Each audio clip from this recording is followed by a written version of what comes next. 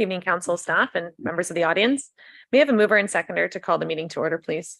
Councillors Garwood and Deputy Cabral, that the regular meeting of the Council of the Township of Springwater of September 6, 2023 come to order at 6:30 p.m. All those in favor? And that has carried. We will now rise for their national anthem.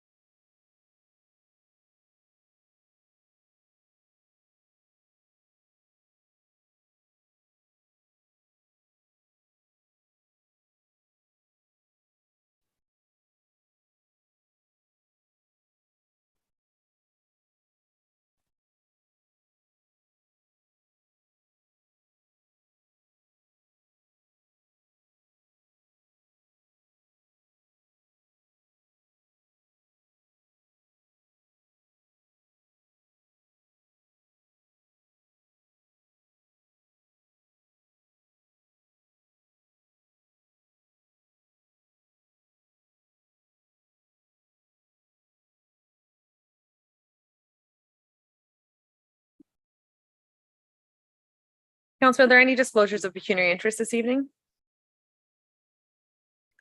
And seeing none, I will now call on John Leonti and Michael Stevens of Rogers Communications Incorporated to present Rogers High-Speed Internet in Springwater. May I have a mover and seconder to receive the presentation, please? Councillors Thompson and Fisher.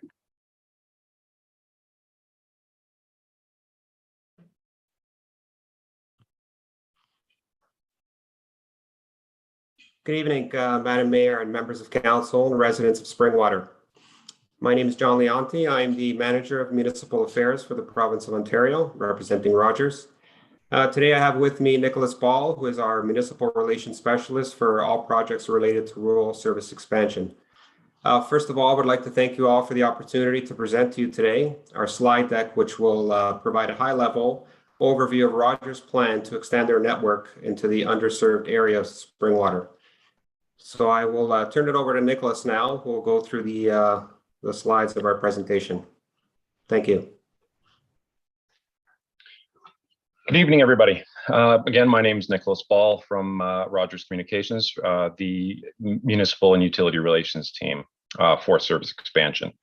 I'm not sure how we want to do this. Did you have the slide deck available for sharing with the screen? Mr. Ball, if you're able to share your screen, that would. I can just give me one moment here. Thank you.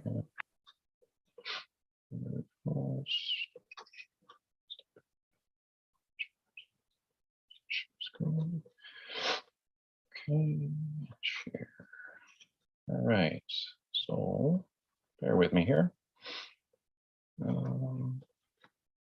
This. Oh. Yeah. My apologies. I'm not used to using Zoom. I'm more of a Teams guy. Try that. There we go. Okay. So yes, this is the Township of Springwater Universal Broadband Fund funded service expansion project to provide the rural residents without adequate high-speed internet with high-speed internet.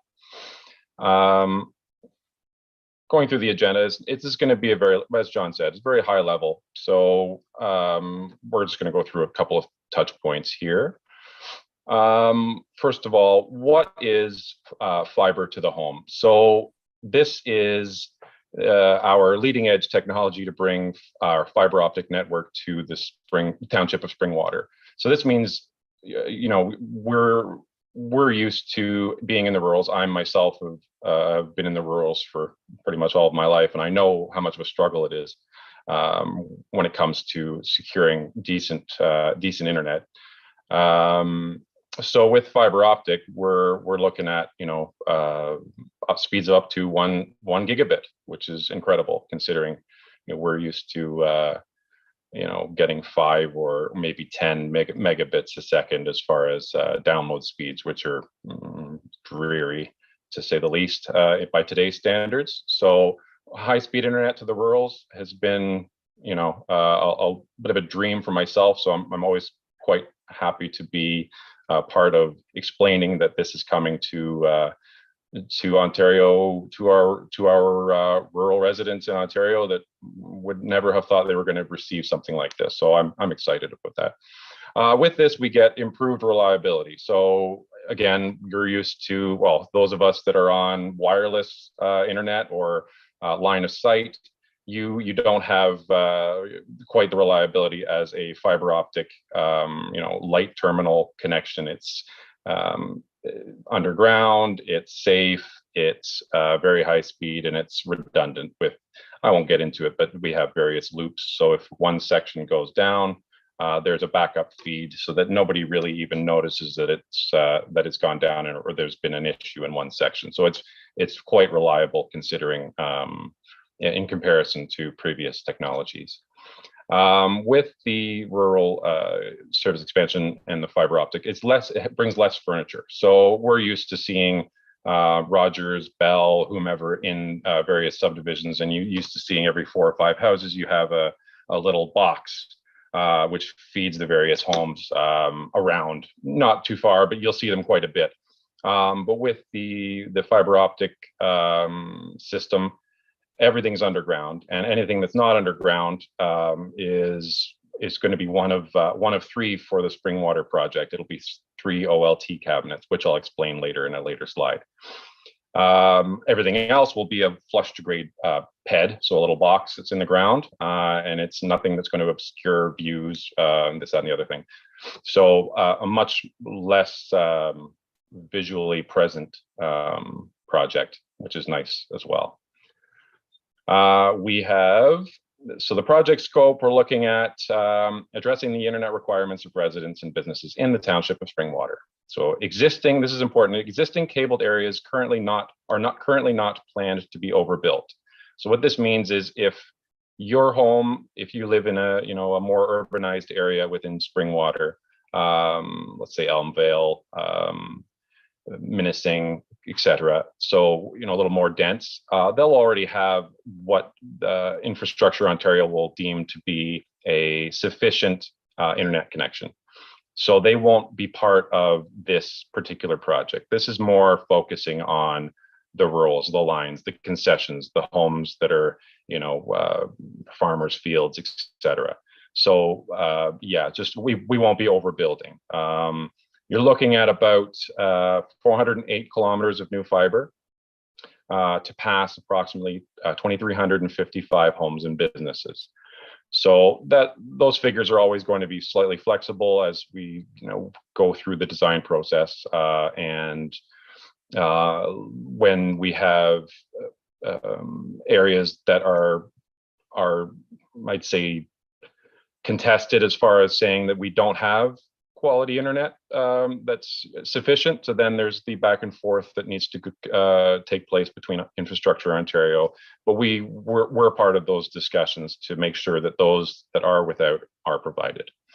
Again, as I stated, a majority of this is underground, so you won't see much of anything. And the method of installation for this is going to be a mix of a plowing and directional drill or bore. The reason why I mention this is in order for these projects throughout Ontario to be successful, and because we're putting so much fiber in the ground, we're looking at utilizing the plow method, which is a much more time and cost effective method of installation, because you're looking at instead of it being 200 meters per day for coring or drilling, you're looking at passing on a good day about 2 kilometers of fiber to be put in the ground in a day. So that it starts to nail down quite a few kilometers within these bigger projects. So we look at flexibility and trying to get in to plow in the areas that are plowable. So that's just food for thought there. We've got, so this is the project map. So the roads in blue are within scope. So you're looking at, like I mentioned earlier, you've got Elmvale, Minising, the little downtowns. They're not going to be within the scope. They're not going to be affected by this. We'll be installing fiber up to those areas and beyond, but not so much the denser areas like that. They're not in scope for this project.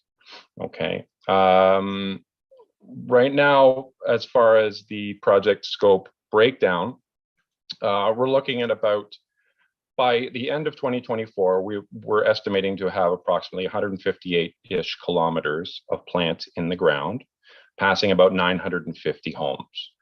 By 25, the balance of the project will be installed, end of 25, just for info's sake.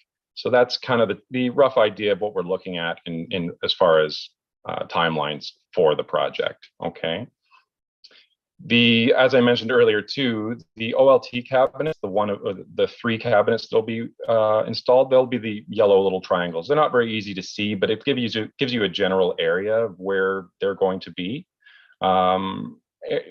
which our team will be in discussions with Springwater to make sure that the areas we plan to or propose to put them in is acceptable and it works for everybody as well. An OLT cabinet. So we're looking at this. This is it. This little box here with a electrical meter on the side. That's the only piece of furniture you'll see above grade. The rest of it, as I mentioned earlier, is flush to grade, like the pedestal box beside or below rather. That's essentially all you'll see. These OLT cabinets, or optical light terminals as they call them, require hydro, as I mentioned. So they'll have to be somewhat close to a hydro pole that is deemed appropriate to feed the cabinet. So again, the areas aren't selected willy-nilly. There's a little bit of method to the madness. So okay, we're looking at the schedule here. So the design phase, we're in the middle of that right now. We're looking at hopefully to have the design phase tidied up by spring 24. The construction phase to commence. It's looking more so towards summer 24 now. I've been in discussions with the team, but I don't want to make promises. But it looks like it'll probably be closer to summer 24 as opposed to spring 24 for breaking ground. Construction completion still looking at summer 25, and private property customer installs also 25. So it looks like we're still on schedule for that. Community engagement. So our team will work with the township to come up with a advertising plan, notification plan for everybody that works, and so that all your residents are aware of what's going on. There will be door knocking by the contractors. There'll be 3 attempts at each home at various times to make sure that they've done their due diligence to try and reach everybody for consent to run the fiber optic cable to the side of the home for further. The next step would be the technician to come and install it. Other than that, I know I've been eating up some time here, but that's about it for us. So if you guys had any questions, I'm not sure how much time's left, but that's it for me. Thank you very much, Mr. Ball. Council, this is on the table. Are there any questions or comments for the Rogers team? Deputy Cabral? Thank you very much, Mayor Coughlin, and through you to I can't read the gentleman's name, Mr. Ball.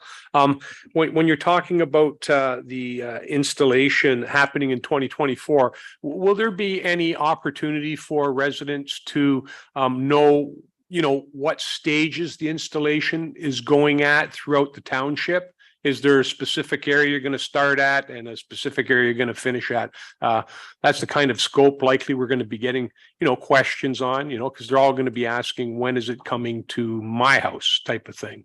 Absolutely.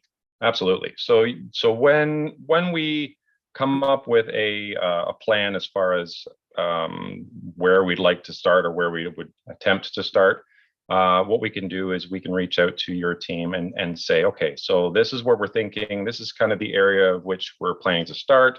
This is how much we think we're going to get done in, X, Y, and Z month, and provide updates that way. Not necessarily monthly, but maybe quarterly. We could provide like a mapping update and give you a bit of a heads up of what's coming and what we've had, been successful.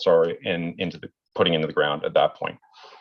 And a follow on? Yep. Another quick question with respect to fiber optics. The entire installation will be fiber optic to the home. There'll be no point-to-point wireless involved, anything like that. That's correct. No, that's a good question. Absolutely correct. They will be fiber optic cable from start to finish, 100%. Thank you. You're welcome. Very exciting news for Springwater. We can finally enter the 21st century with everybody else. That's great. So I do have a recommendation and a mover and seconder. So council, we're just going to be voting to receive the delegation. Again, thank you very much for coming and presenting this to us, and we look forward to continuing to work with you. Council, all in favor of receiving it? And that has carried. Thank you very much. Thank you, everyone.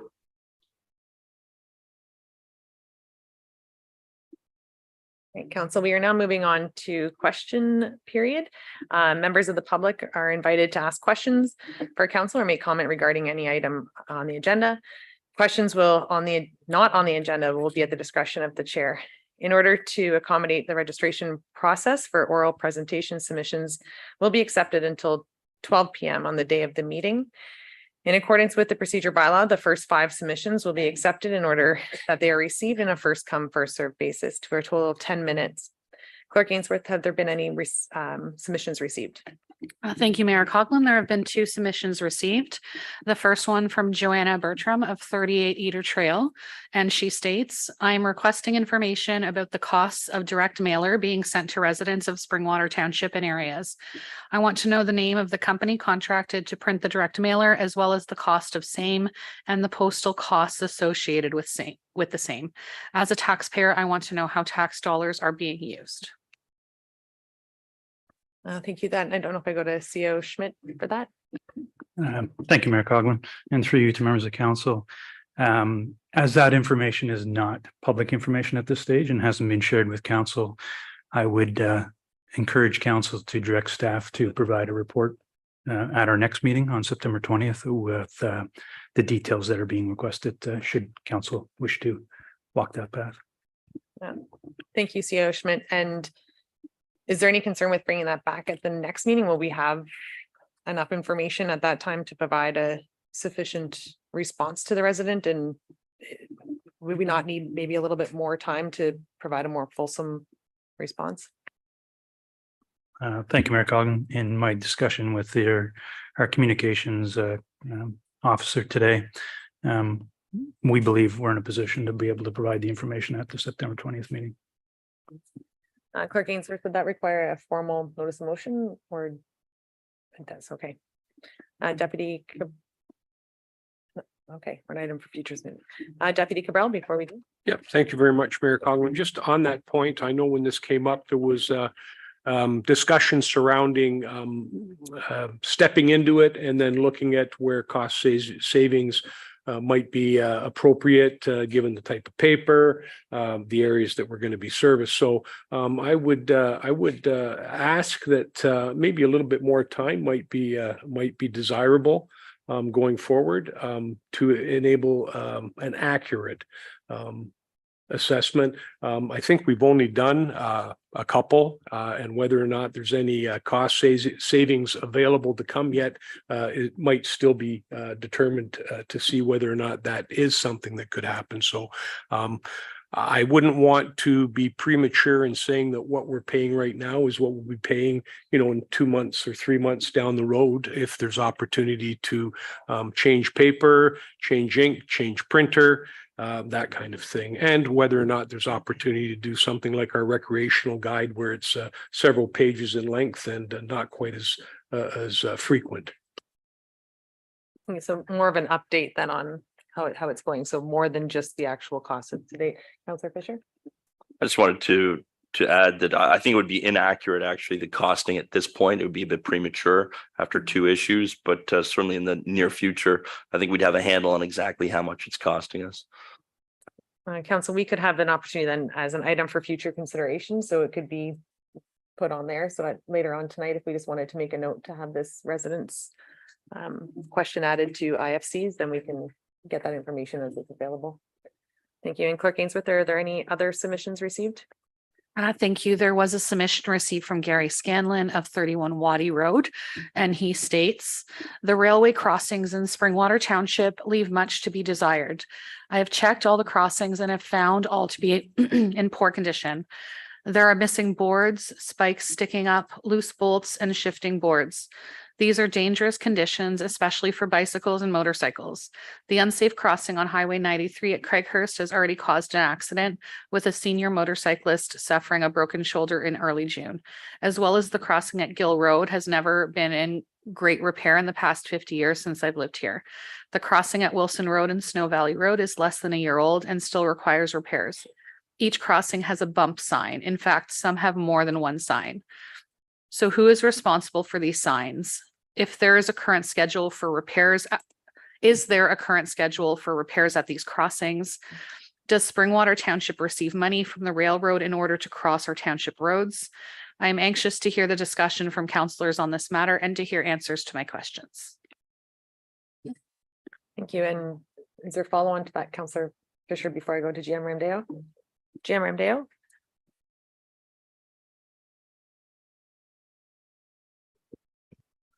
Thank you, Mayor Coughlin.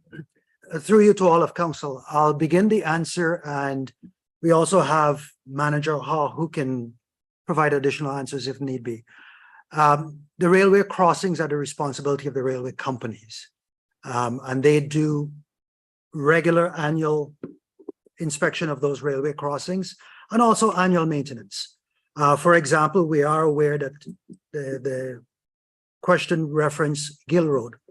That is scheduled for resurfacing later this year across the railway crossing. And that will be done by the railway company. So they are responsible for their railway crossings. They do their maintenance around it. It's based upon an inspection and a review and works as they deem necessary. Right? The question did reference signage. I was reading it. That is done typically by the railway company. In some instances, we do. If we've got township signage in the area, we will do those signage as well. If there's anything I missed, let me know. If there are other questions, as I said, we do have Manager Hall on the line. Manager Hall, before I go to the rest of council, is there anything you'd like to add? Through you, Mayor Coughlin, to the rest of council. General Manager Ramdale got most of it, but yeah, the work directly at the railways where the tracks are is done by the rail company. So like in the case of Gill Road, the railway has been sinking, so they'll come in and do a rehab, they'll raise the rails, and they'll match back onto the asphalt as far as deemed necessary to provide a safe crossing. They look after the rails and a meter either side of the rails, and the township looks after the approach up to that for general maintenance. Thank you. And I did have Councillor Fisher and Councillor Moore. As some of you probably remember, last council meeting, I'd brought up the railroad tracks. And since then, I've actually had a chance to drive around and take a look at them personally. Gill Road, I can tell you, there's actually a piece of wood that floats within it. If you watch vehicles go over it, it's not attached at all, actually. For cars, it's dangerous. For motorcyclists, I can think it's probably quite dangerous, actually. My intent is to bring forward a motion for next council meeting to have our council petition the rail company to have them fixed within our municipality and pay more attention to them. Thank you, Councillor Moore.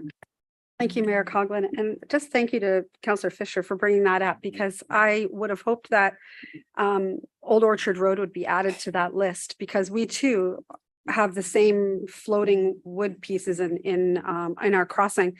And my question really, I guess, to Manager Haw is, at what point is the responsibility of the municipality, especially as regarding to ice? So I'm interested to know where that stop and starts in responsibility with the railway company. Manager Ha.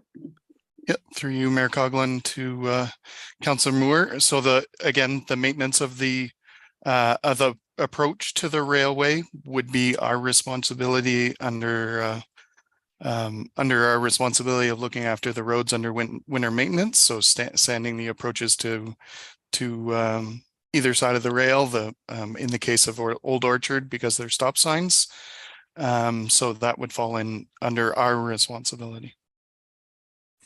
Follow on.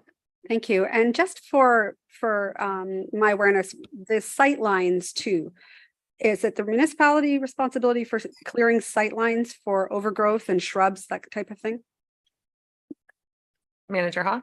Yep, through you, Mayor Coughlin, to Councillor Moore. That's a bit of a shared responsibility. The railway looks after the sight lines along the rail and to a certain point onto our roads, but it's something that we work back and forth with the rail company on. Deputy Cabral. Thank you, Mayor Coughlin. And I'm just gonna, I don't know, probably best to address it to General Manager Ramdeo first. I guess what I'm hearing is we're responsible for the approach, but to me, the approach means right up to the rail. And then I'm hearing that the railway is responsible for the crossing, which in my mind is the width of the right of way, the rails, and what exists there. The problem that I'm hearing about is when the rails don't match the pavement. So, and I can attest to you that going over a set of railway tracks on a motorcycle is something that takes a lot of calculating before you even get there, especially if they're crossing at a bit of an angle and particularly in the rain. So I guess my question is, when we're talking about a railway crossing, which we hear from this letter has resulted in someone being injured, and we also know that there's been collisions at the railway crossings due to road conditions or visibility, and also probably damage to people's cars when they're traversing those particular crossings. So my question is, if we are responsible for the approach, can we mitigate or remedy the situation in conjunction with the railway? Because sometimes the railway tracks are fine, but the road's not. And what I'm hearing here is that in this particular case, it sounds like the railway tracks have sunk a bit. They're going to come and fix the railway tracks, which may take it right out of alignment with the road surface again. So is there a way for us to coordinate that so that we can remedy it? Because we have a significant number of railway crossings at level in our township. So I don't know how you do that, but there seems to be some kind of way for us to be able to say to CN, hey, we have an issue here, and we need you to work with us to resolve it. Because if it's a pavement issue and it's the townships, then maybe we need to get on that, as Councillor Moore and Councillor Fisher have indicated. But certainly when it causes risk of vehicle damage, but worse than that, risk of personal injury, I think we have to take the matter fairly serious so that we can do what we can to mitigate it. So I don't know, General Manager Ramdeo, what you can share with us to make that happen. Jan Ramdeo. Thank you, Mayor Coughlin. Through you to Deputy Mayor Cabral. Backing up a little bit, yes, the crossing themselves, the rail themselves belong to the railway company. Plus, they're responsible for 1 meter on either side of that rail line. We're not allowed to touch that.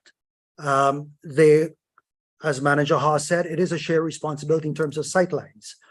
We do work with them on that aspect. The asphalt approach to the railway crossings up to that 1 meter setback from the rails themselves, we patrol those weekly, and we ensure that they're in good condition for the generally good condition. In terms of coordinating with the railway company, Manager Ha is in constant contact with them.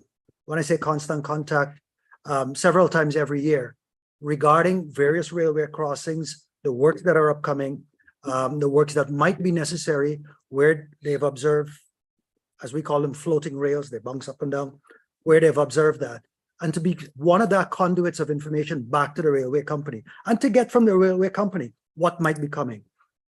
So it is a constant flow of information between Manager Ha and the railway company in terms of what is going to be done, what needs to be done, when it will be done, what sort of coordination we need to cooperate with that and ensure we do some work as well if we have to. So it's an ongoing process.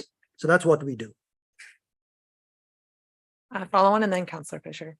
Not to belay the matter, and I appreciate your comments, and certainly I know that it's trying to work and coordinate with the rail companies. And I know that there may be some rails in our township that are CP rails, others that are CN rails, CN being a Crown corporation as opposed to CP privately owned. But I just would like to see if maybe down the road, or maybe with relationship to Councillor Fisher's proposed bringing forth a motion to try and maybe tighten it up. And is there any way that the public can also participate in this kind of dialogue, because we can use them for eyes and ears as well? GM Rimdale, and then over to Counselor Fisher. In terms of, sorry, through you, Mayor Coughlin to Deputy Mayor Cabral. In terms of the public, yes, they can. We do have on our website where they can report. I think that's the easiest and fastest way to document what needs to come in. Report it, and it'll come directly to the Public Works Department. So we'll be able to work with that. In terms of tightening up with the railway company, what we found that has worked for us is try to build a relationship with the various persons at the railway companies so that they work with us. They prioritize what is it we're saying. And I think Manager Ha has been doing quite a good job at that, to build our relationship so that they listen to us and they prioritize what is important in this township. It seems to be working. So I'd like to continue that. Counselor Fisher and then Counselor Thompson. Counselor Thompson. Through the chair to GM Rimdale. So I inquired, I think it was in January, and was told that it would be the Gill Road one would be done this year. So this year we're almost to mid-September. Is there a way to get an accurate date as to when this year, as opposed to in January it was this year, and we're quickly coming to an end of this year? GM Rimdale. Through you, Mayor Coughlin to Councillor Thompson. Can we get a more accurate date? The date I have right now is in the coming weeks. In terms of which day, which week, as they get closer, yes, they will tell us that. They'll give us probably about a week's notice.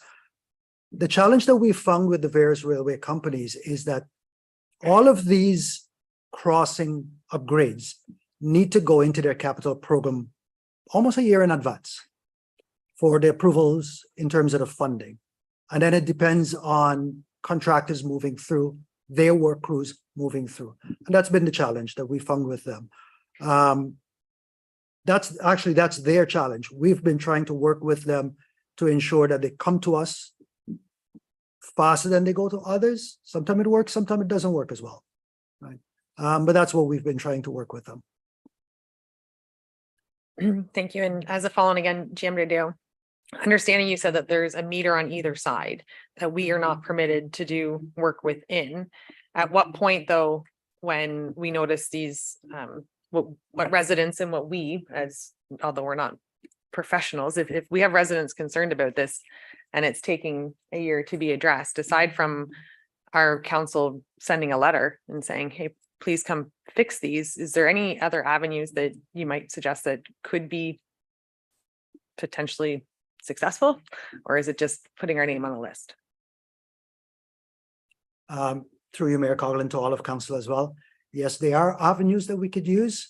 I'd rather chat with you, not in a public setting, but yes, they are. Thank you. So we do have that question, and I believe Councillor Fisher said he would be addressing it through, and I notice a motion later on. At this point, then, if there's any additional questions, Clerk Ainsworth? And none from online. Are there any questions from members of the public? And seeing none at this time, we will move on to our minutes. May I have a mover and seconder for the approval of the minutes? I have Deputy Cabral and Councillor Moore, that the minutes of council listed herein be approved as presented. Minutes of regular council of August 2nd, 2023. Are there any questions on these minutes? And seeing none, all those in favor? And that has carried. And may I have a mover and seconder to receive the minutes of boards and committees and organizations? Deputy Cabral and Councillor Alexander, that the minutes of the boards and committees and other organizations listed herein be received as information. The draft minutes from the NVCA board meeting of August 25th, 2023.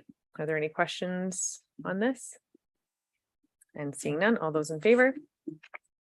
And that has carried. And we will now move on to item 7.1. The results of the 2022 draft audited consolidated financial statements. I will now call upon Joanna Park of Baker Tilly to present the results of the 2022 draft audited consolidated financial statements. Welcome, Ms. Tilly. Oh, sorry, not Ms. Tilly, Ms. Park. Thank you very much for having me. It's a pleasure. I have my colleague here, John Hickey, who was the manager on the audit, and he's just going to pull up the slides and he'll run through them or I'll run through them as he shares them. Excellent. Does everyone see that okay? Thank you very much. So this is, I know in your packages, you have the consolidated financial statements along with the post audit letter, and the presentation here is a summary of both of those items. We start with the auditor's report. This is really what the end result is, and it's our report to you to tell you what we've done and the results. So we've replicated the most important paragraph of the auditor's report. And when you look at the financial statements, this is the second paragraph of that report, and it gives you our opinion. And our opinion for these financial statements is that the accompanying consolidated financial statements present fairly in all material respects the financial position of the township at December 31st, 2022, and the results of operations. And they are in accordance with the Canadian Public Sector Accounting Standards, which you as a municipality have to follow. The other point I'll note here is the word consolidated. And these financial statements not only include the results of operations of the township, but also the library, the BIA, the cemetery, various recreation associations, your sports heritage committee, and your community policing committee as well. So it's all the organizations that ultimately council fall under the realm of council. We are required to tell you what we do as part of our audit. We review council minutes and the closed and open sessions to ensure that anything that's financially related that should be reflected in your financial statements is reflected in the financial records. We do various types of testing. We do random sampling. We do analytical reviews. We look at management's estimates to make sure they're reasonable. And we look at your main systems, your money coming in, your money coming out, your revenues, disbursements, payroll, and then the adjustments with the journal entries. And we look at the controls that are related there. And if we have any recommendations on how to strengthen those controls, especially best practices, that kind of thing, we bring those forward to management.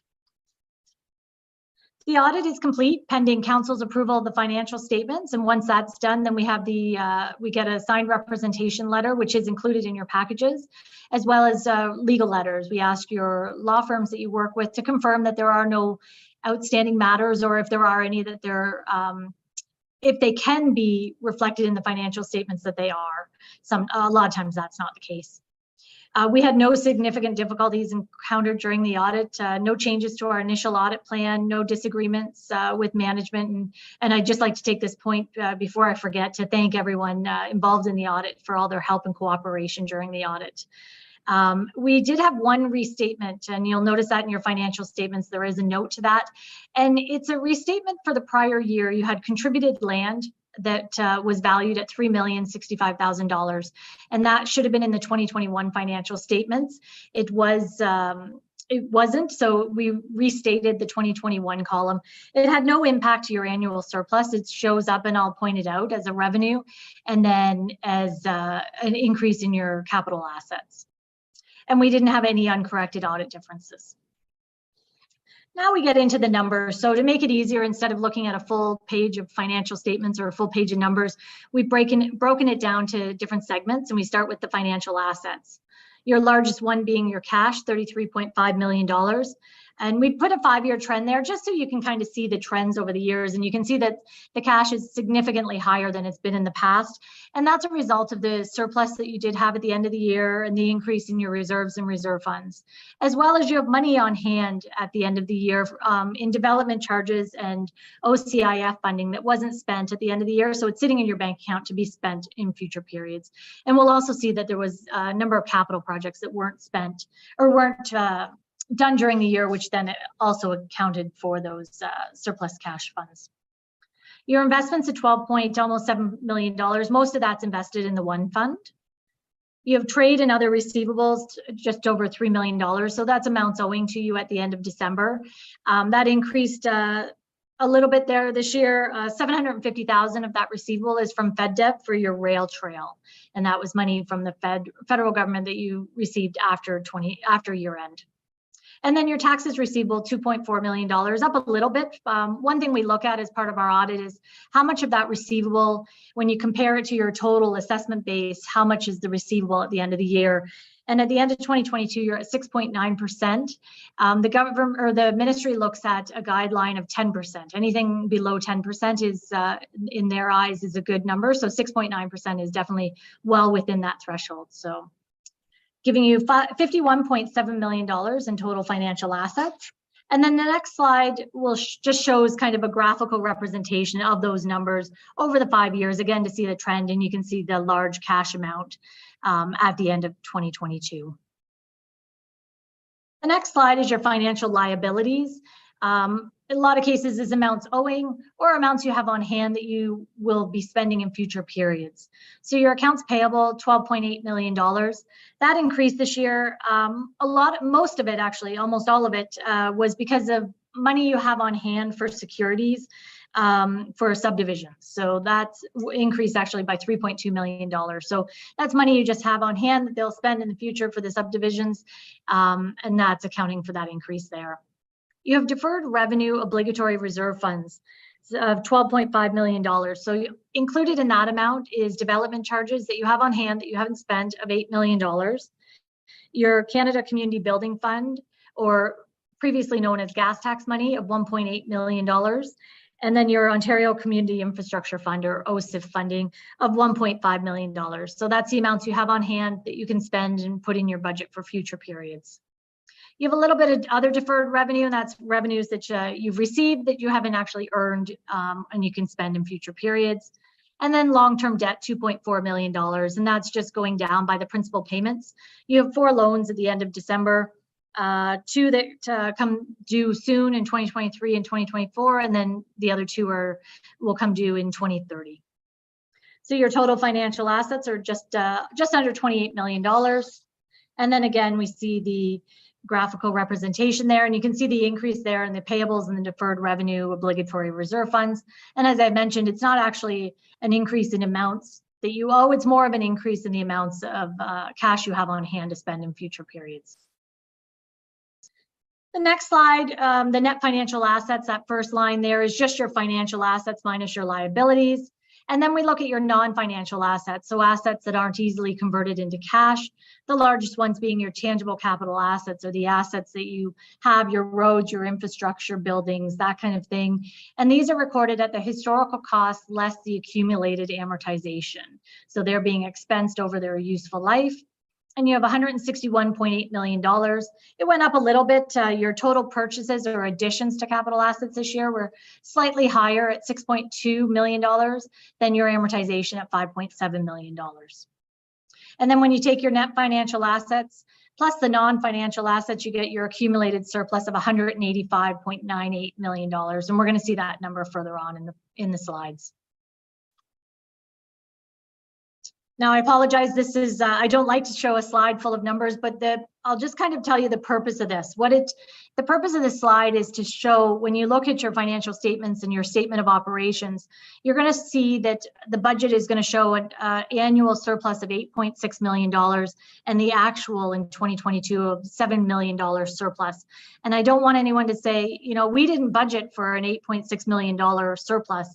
And what this is doing is it's reconciling the way you budget, which you budget for appropriately. You have to budget on a cash basis, but then how we have to show the budget and the financial statements and the actual numbers in the financial statement. So the main differences are the treatment of capital assets. So if you look at the second part of that slide, the amortization gets added in because you don't show that as an expense, but we have to show it as an expense in your financial statements. But then the purchase of tangible capital assets, again, in your budgeted statements, you're going to show that, or as in your budget, you're going to show that as an expense because you have to have the cash on hand for that. So that's, and then the same with the transfer to and from reserves. They're not shown as revenue or expenses in your financial statements, but appropriately they are in your budget. So that's the purpose of this slide, is just to show the difference in there. The one thing I will point out though is when you look at the purchase of tangible capital assets there, you'll see the budget of $22.3 million and the actual there being $6.1 million. And there was a lot of projects that weren't completed during the year, and that's why you'll see that difference there. And then that final number, and we're going to see that number again, the closing operating surplus of $1.9 million. And right now that's your operating surplus at the end of the year. The following slide just shows the difference between your accumulated surplus of $186 million and the amount of capital assets you have of $161 million.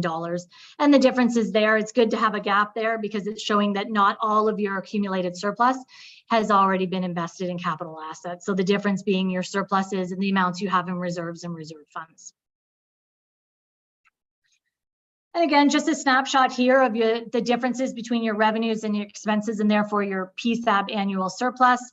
Usually you'll see a gap here between the revenue and the expenses if you have a significant amount of capital grants, or you have a significant amount of surpluses or increases in your reserves and reserve funds. So you can see consistently over the years that you have had that difference in revenues being higher than expenses for various reasons. The following slide looks at the total revenue. You had budgeted $38.8 million and the actual was $35.1 million. Now, the one thing I will note just to talk to that is towards the bottom there, the developer contributions earned. You had budgeted $11.3 million. The actual was $4.5 million. And that's again because of the capital projects that you had budgeted to do that weren't completed during the year, and therefore the development charges were not required. Starting at the top, your largest revenue is your property taxation at $17.1 million. And your user charges were nicely over budget from $7 million to $8.8 million. And the reason for that increase over budget, generally speaking, there's obviously going to be a lot of, smaller variances, but the largest ones were you're increasing your water and sewer usage, as well as a significant increase in building permits during the year over what was budgeted for. Your other amounts there, your grants, that is federal grants there, the 911,000 in the actual, and included in that is the 750,000 for the rail trail.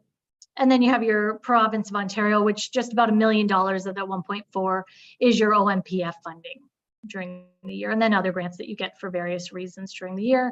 And the other nice increase there is your investment income at 781,000, of course, with the increase in rates in 2022 versus 2021.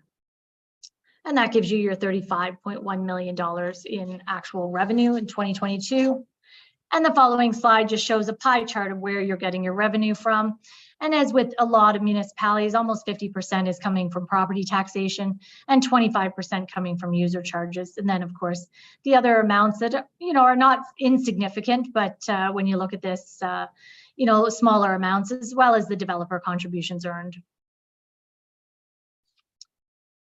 The following slide is the total expenses. This is the first way we have to show expenses two ways in accordance with public sector accounting standards. This is the first way, showing budget at $30.1 million and actual of $28 million.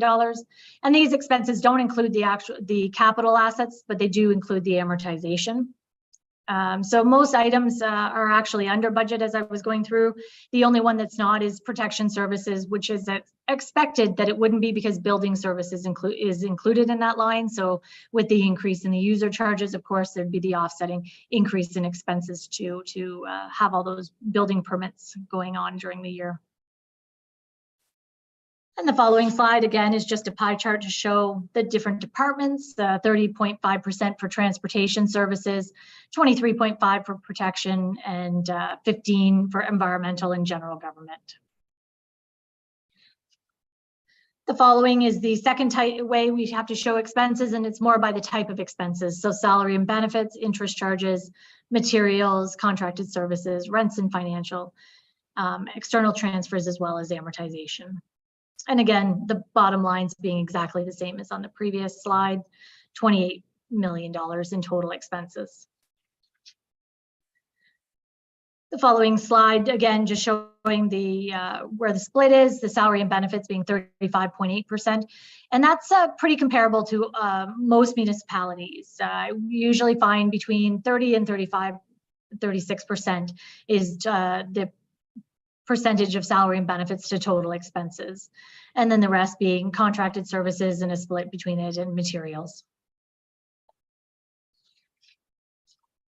And then we look at your accumulated surplus. So we talked about the 185.982 in your accumulated surplus, of which 158.7 million is invested in capital assets. And that's the net book value of your capital assets, less the long-term debt associated with those assets and some unfunded road projects. So this is an area that was able to be reduced during the year. In 2021, you had $2.9 million of unfunded roads projects. Over $2 million of those were funded during the year. So you've only got about $643,000 right now of unfunded roads projects. The township had a surplus of $1.9 million. One thing I'll note is it's $1,947,644. Sorry, there. That amount is $14,794 lower than what the treasurer had previously reported, and that was just there was a uncorrected entry that we discovered after that number had been reported. So that's why you'll see that motion. I believe it's listed with the motion of approving the financial statement. So the difference being a decrease. This amount is $14,794 lower than the amount that was previously reported to council. The municipal drains has an accumulated deficit of $480,000.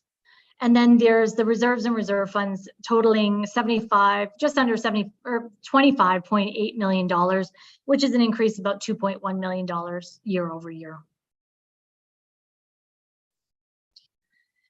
And then we can see the trend of your reserves and reserve funds over the years. There's a nice steady amount. This is often when I get a question from council about whether this is enough reserves and reserve funds. Do we have adequate amount? And I will give you my kind of statement here, and it really all depends on your asset management plan. You can look at two municipalities and one has all these reserves, but they have, capital infrastructure deficit and that the roads are all crumbling. And then the next municipality could have no reserves, but they've been spending all their money on, on capital infrastructure. So it really just depends on what you need to do over the next, 5, 10, 20 years and whether there's enough money put aside to do those projects. So I'm sure management is looking at that continuously. Over the year, you had $6.1 million in capital asset additions, and you spent it in all various different areas. So about just under $2 million in vehicles, machinery, and equipment, which included a new ladder truck in the fire department. You spent some money in buildings, $960,000, and most of that is phase 1 development of the multi-purpose complex. There was about $1.5 million in land and land improvements, and that's in parks with the new park as well as the rail trail. And then 1.1 million in roads, 466,000 in sewer, as well as we can't forget the books and a little bit of money spent in the water department. And then overall, it's good to look at your total capital asset additions versus the amount of amortization. Amortization is based on the historical cost of the assets. So it's good that you're replacing your assets on average at a greater rate than the amortization. Because of course we all know that things cost a lot more now than they did when you originally bought the asset. So it's good to look at this kind of at a 5-year snapshot, and you can see every year consistently you are replacing them, the assets at a greater rate than the amortization. And then the last snapshot is just looking at your average useful life of your assets. The green is how much life is remaining.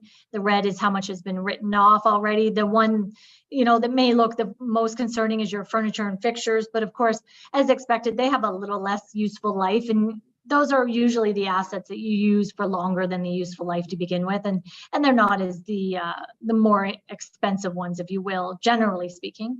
The other ones kind of have almost all of them, I guess, have over half of their useful life remaining there. And that's a generalization. Of course, you're always going to have assets within those categories that are almost fully depreciated and some that are brand new. So this is really just a general average. And then the last slide looks at the net financial asset trend. So again, your financial assets minus your liabilities, and that trend nicely increasing over the years. And that's because you have, as I mentioned earlier, a lot of money on hand that, due to debt being paid off, and as well as surpluses and increases in the reserves and reserve funds. So at the moment, it's looking, it's very positive. And that is the end of our presentation. I'm happy to address any questions. Thank you very much, Ms. Park. And before I do, I'm just going to ask for a mover and seconder to approve. Actually, there is no, I can't do that because there is direction provided within. So we will simply have the conversation prior to any specific questions for either staff or Ms. Park. Councillor Fisher. It was mentioned that we have 4 loans coming due in the 2023-2024. Maybe Director Radigan can let us know which loans are those coming due and their totals. Director Radigan. Thank you, Mayor Coughlin, through you to Councillor Fisher. We do currently have 4 loans, and I believe the 2 that are retiring are the one in 2023 is for a road, and same with the one in 2024. I don't have the exact figures in front of me, but it's something that I can definitely provide through an email if that is okay. Thank you.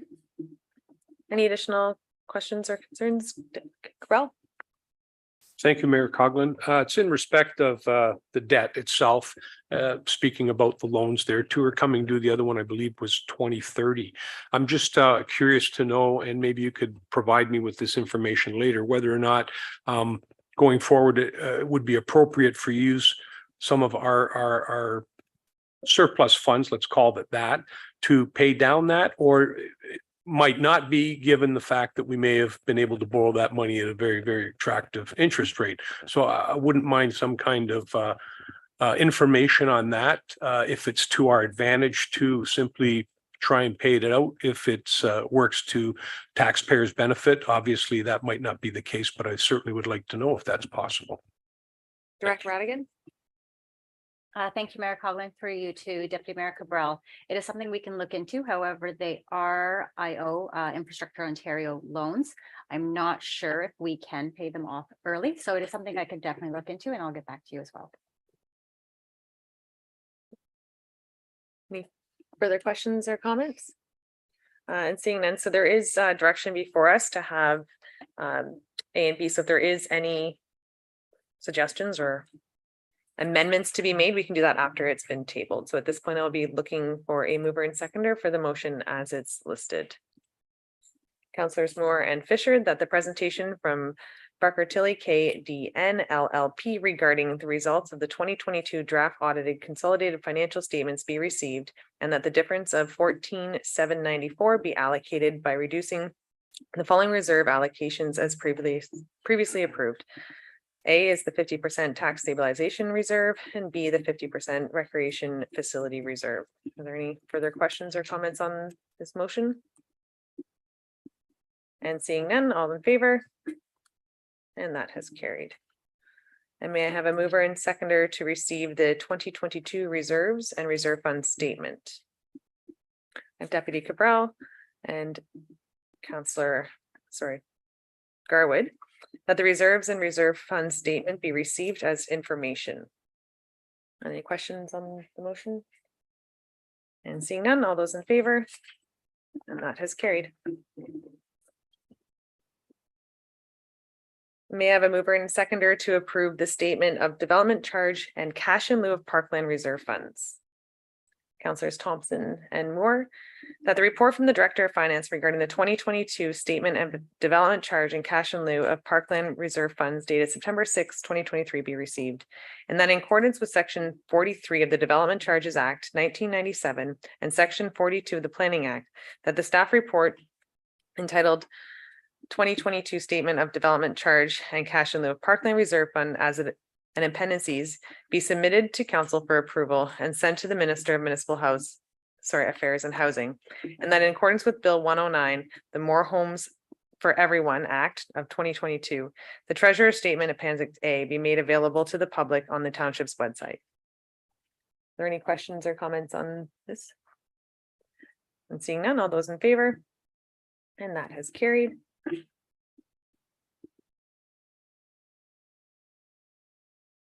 Counselor Fisher? I'd like to table a reconsideration regarding the resolution C390C-2023 passed at the July 5th, 2023 regular meeting regarding Sant Road. Okay. And I would need a seconder for the reconsideration. Counselor Moore?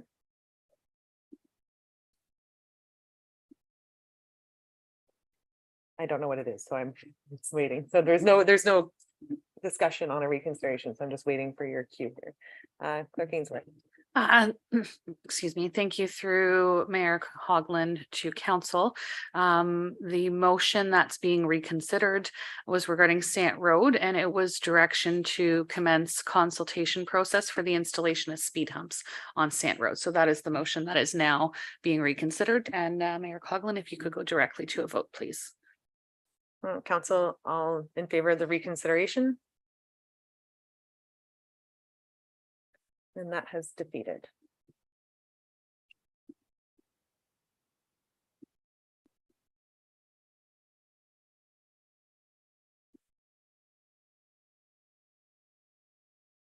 And at this time, moving on to deferred items.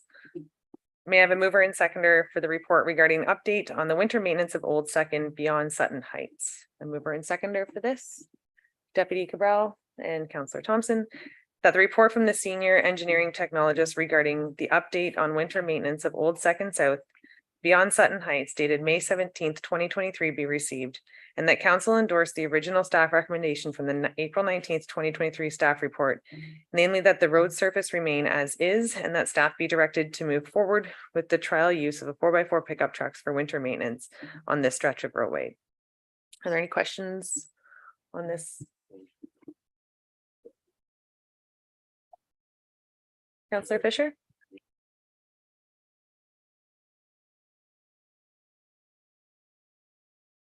We have a motion on the table as it stands.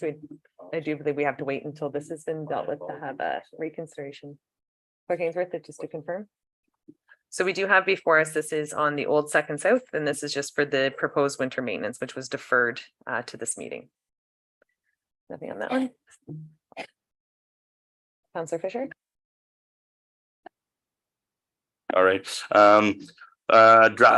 Below draft amendment proposed, the staff continue to maintain Old Second South below Sutton Heights to the bottom of the hill in accordance with the township policies and as the manager of roads and fleet might deem reasonable, and also that we maintain it using 4x4 trucks rather than the large trucks.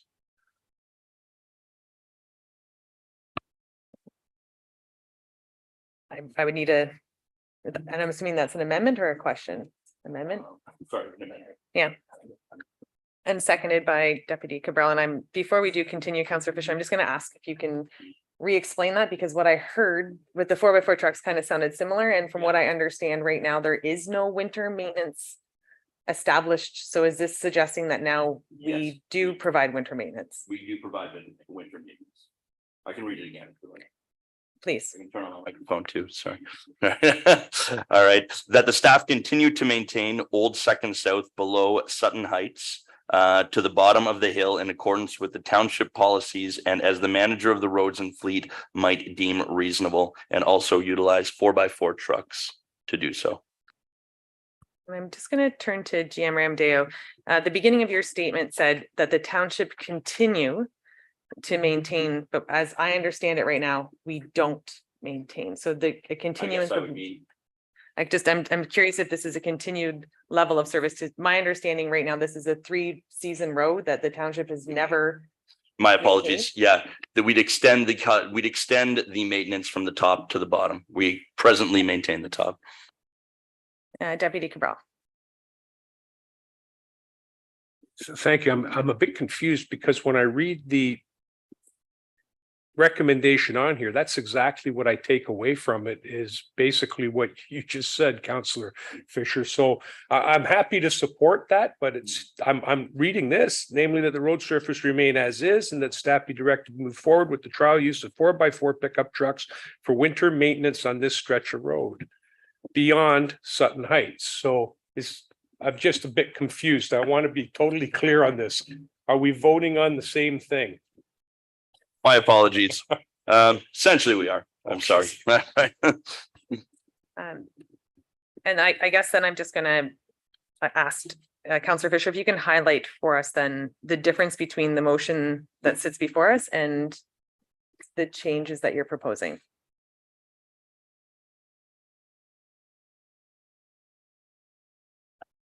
It's essentially the same, Mayor. Are you removing your?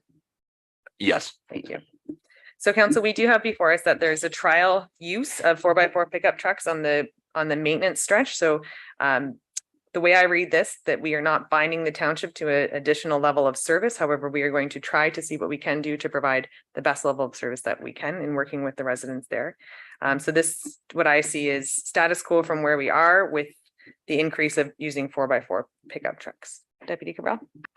That's not what I see. Sorry, Mayor Coughlin. What I see here is that they will continue the current service, and in addition to that, will do the old second south beyond Sutton Heights down the hill with the trial use of 4x4 pickup trucks. So I just want to make sure we're all on the same page here before okay, good. Thank you. Yes. All right. So are there any further questions on this motion? All those in favor? And that has carried. And now on to backyard chickens. May I have a mover and seconder for the options report regarding the backyard chickens licensing program and pilot expiry? I have Councillors Garwood and Deputy Cabral. So I will read the recommendations as they stand before us, and afterwards I would ask a member of council to move option 1, 2, or 3. So the recommendation before us is that the report from the committee and coordinator of administrative assistant regarding the backyard chickens licensing program pilot expiry and options dated September 6, 2023 be received. And the staff be directed to implement a permanent and township-wide backyard chicken program reflecting the requirements and conditions of the pilot project, and that the required bylaw be presented for council's consideration at the September 20th, 2023 regular meeting of council. Option 2, that staff are directed to terminate the backyard chicken pilot program and revert backyard chicken prohibitions in place prior to the pilot program, and that effective immediately, new applications no longer be accepted in anticipation of the termination of the pilot program on October 7th, 2023. And that staff be directed to contact previous licenses to advise of the termination of the pilot program and requirement for owners to remove hens from their property by December 31st, 2023. Option 3, that staff be directed to revert backyard chicken prohibitions in place prior to the pilot program, and that effective immediately, new applications no longer be accepted in anticipation of the termination of the pilot program on October 7th, 2023.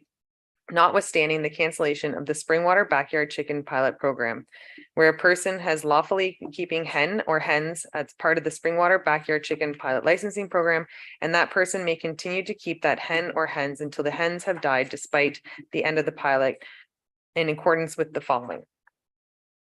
I'm almost done. 1, the license continues to keep the hens at the location approved under the terms of their current license in accordance with the terms and conditions of the pilot and their agreement with the Township of Springwater. And 2, that the licensees continue to renew their existing licenses on an annual basis in accordance with the current provisions of the pilot program bylaw.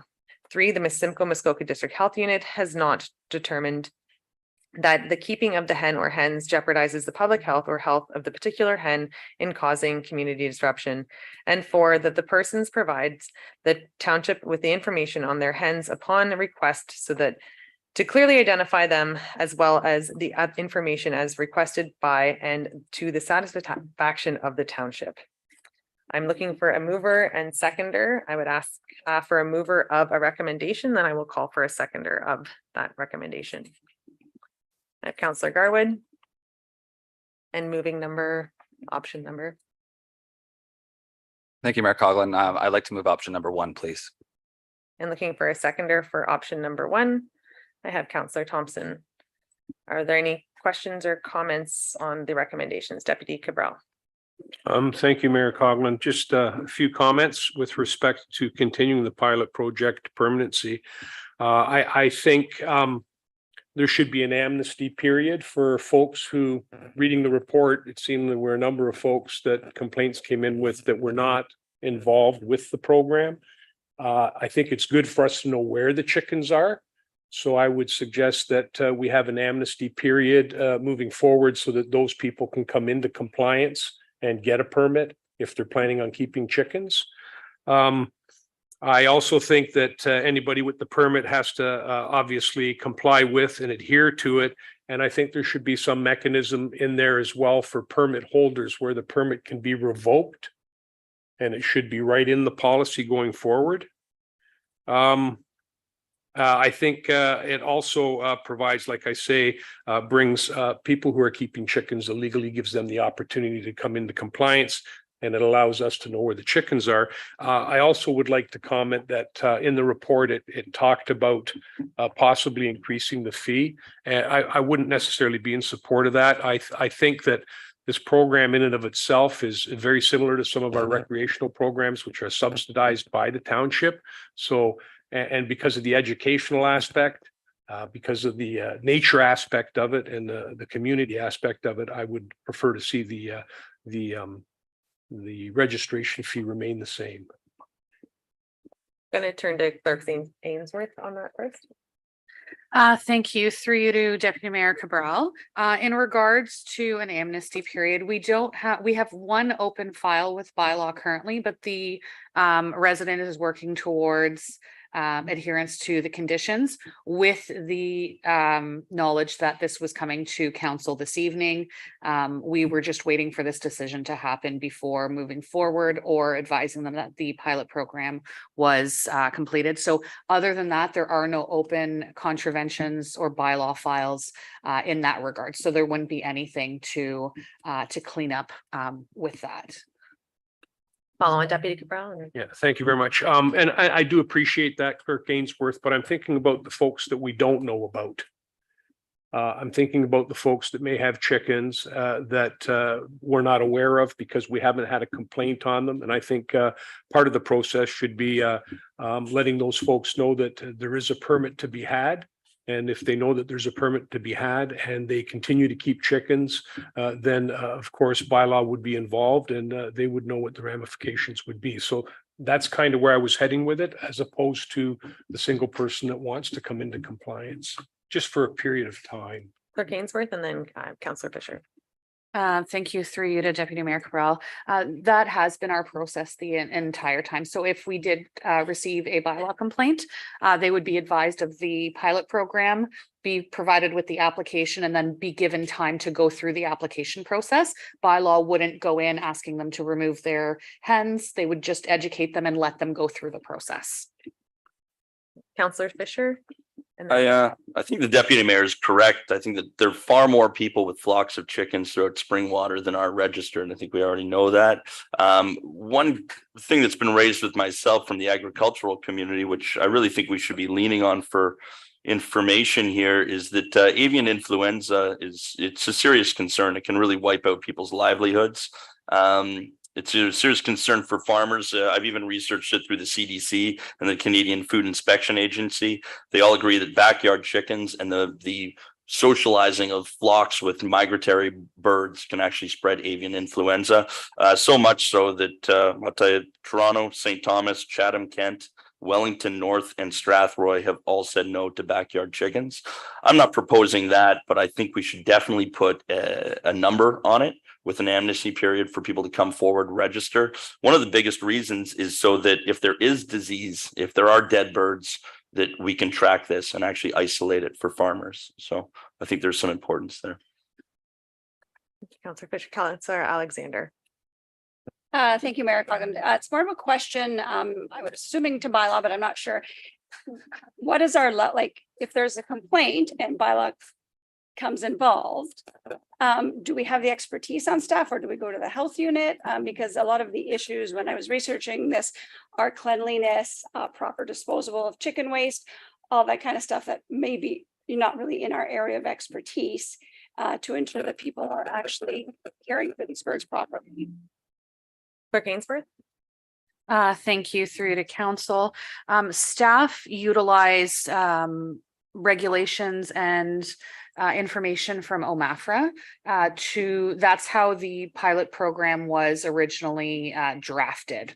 So if there would be a complaint regarding cleanliness or whatnot, we would look to the OMAFRA guidelines. They also have resources for the township to contact inspectors and various different experts in the field that we could contact as a resource if it was outside of our realm of expertise. Councillor Moore? Thank you, Mayor Coughlin. Given the fact that Springwater Township is very agricultural, we have a large number of chicken producers too. I think maybe more than the average, big chicken farms. And I think it's our duty to respect those farmers and work, in partnership with them, recognizing the biosecurity that they have to uphold as well. Is there a proposal for a maximum number of licenses to be issued and that we cut off at a certain number and potential wait list once we reach that maximum? Clerk Ainsworth?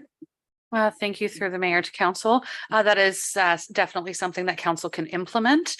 Council may cap it at 25 applications per season, 30, 10. It's really up to the will of council.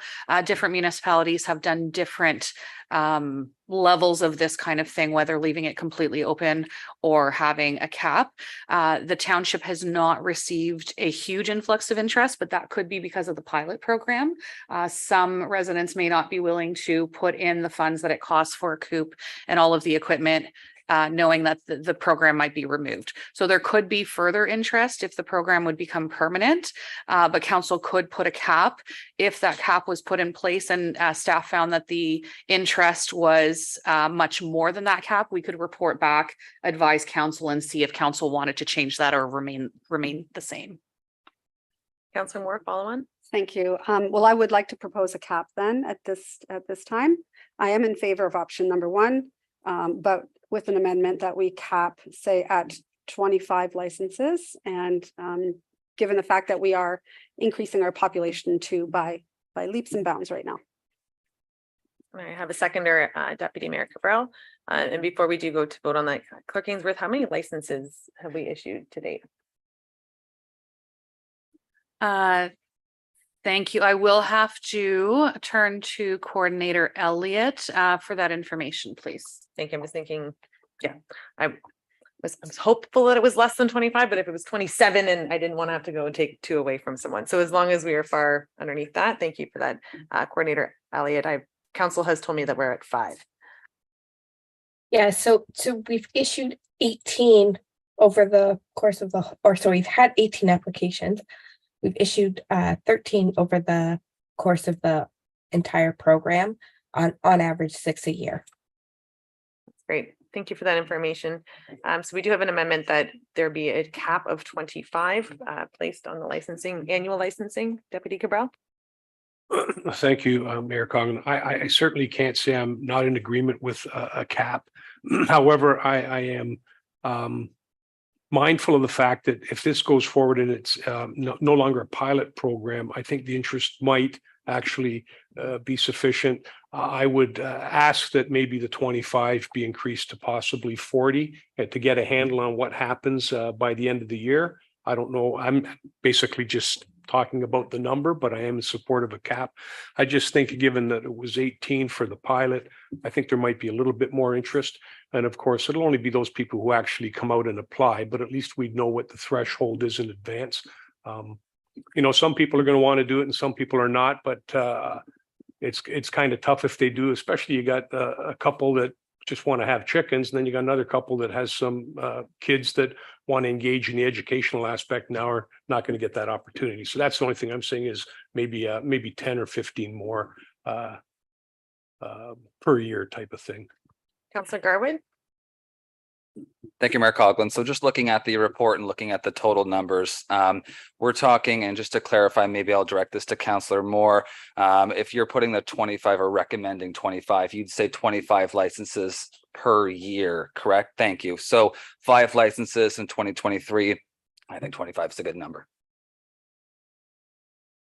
And we do have the ability, should there be an influx of 125 coming forward, we can look to research and find out what I mean, we're just picking a number out of a hat. So I'm sure that there's some science that goes behind this, and I'm sure that there's a lot of information that we could have, but I do agree that if this is a way for us to move forward with a permanent project and provide some assurances that it's not just going to get out of hand, I think. So we do have the amendment for 25 and on a cap in front of us.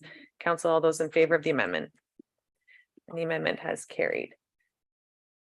And I will now be moving back to the main motion, which is option 1, and is amended. Sorry, option 1 as amended, that the yearly licenses be capped at 25 for the entire township, with staff to report back should the demand exceed 25 licenses. Council, all those in favor? And that has carried.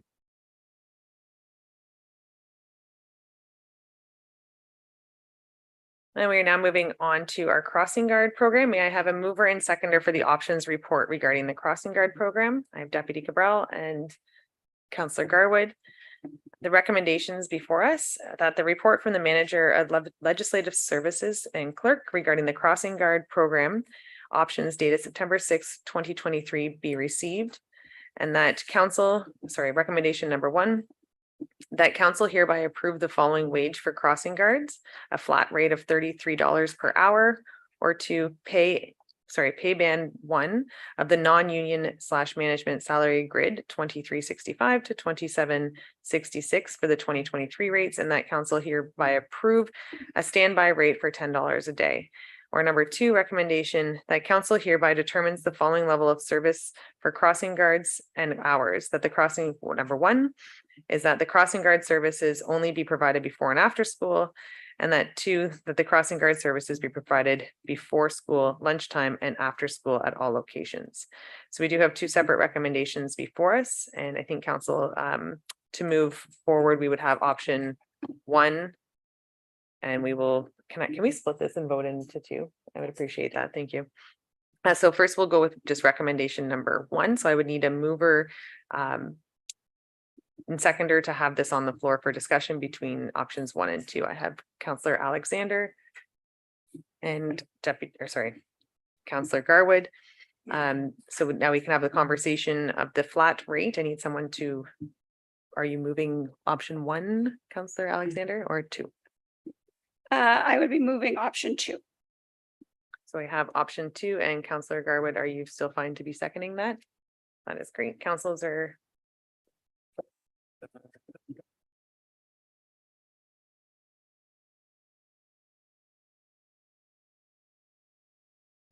Clerk Ainsworth has just advised that we will just still have it as 1, but it will be amended with each of the options. So I do have before us option 2, and then for recommendation number 2, you want to deal with that one first? All right, council, is there any discussion on option 2, Deputy Cabral? Sorry, Mary. I got that. I'm trying to go back to recommendation 1 that was tabled to speak to that first, so, or get clarity on it. So do you want me to wait? Or up here? Yes. Okay. I just want to better understand, approve the standby rate of $10 per day. And I'll, Clerk Ainsworth. Thank you through you, Mayor Coughlin, to Deputy Mayor Cabral. The intent of the $10 a day standby rate is to guarantee as much as possible replacement coverage for one of the crossing locations should there be a sick call or there be time off scheduled. What is common with crossing guards, unfortunately, is is sick calls. Just the nature of the work, being out in the elements, being around school children through their entire shift, there's a lot more sick time required. And once there's a crossing established, the township gets into a real issue of liability if there's no coverage. So with this, we're hoping to attract somebody or one or two employees that are willing to be on call on maybe a rotating weekly basis so that we can hopefully guarantee a replacement.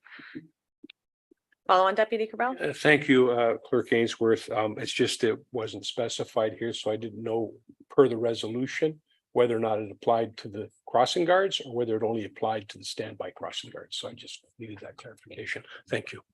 Thank you. Council, is there any further discussion on recommendation number 1? And it's number 2 that is being put forward.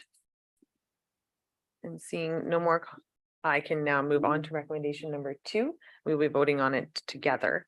So that council hereby determines the following levels of service. So I do have a mover and seconder, so I'm going to go to keep this clean, I can go to, but it's one recommendation.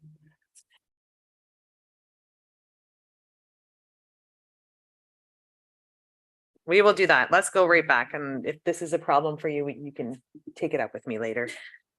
We're going to go for recommendation number 1, moved by Councillor Alexander, seconded by Councillor Garwood, that number 2, the pay band number 1 of the non-union management salary grid from, it's stated there, and that council hereby approve a standby rate of $10 per day. All those in favor? And that has carried. I will now move on to recommendation number 2, that council hereby determines the following levels of service, and I will require a mover and seconder for option 1 or 2. Deputy Cabral? 2. Deputy Cabral is moving option 2 and a seconder for option 2. And I don't have a second. Oh, I do have a seconder. Sorry, no need for that. It's gonna go back to number 1. He's just trying to make it more I confusing. picked the wrong one. I picked the wrong one. Thank you. So I have Deputy Cabral moving that crossing guard services only be provided before and after school. And I need a seconder for that. I have Councillor Garwood. All those in favor? And that has carried. Now that those amendments, not recommendations, have been dealt with, that the report from the manager of legislative services clerk regarding the crossing guard programs options dated September 6, 2023 be received, and that council hereby approve the following wage for crossing guards, pay band number 1 of the non-union / management salary grade of $23.65 to $27.66 for the 2023 rates, and that council hereby approve the standby rate of $10 per day, and that council hereby determines the following level of service regarding crossing guard hours, that crossing guard services only be provided before and after school. Any further discussion? All those in favor? And that is carried.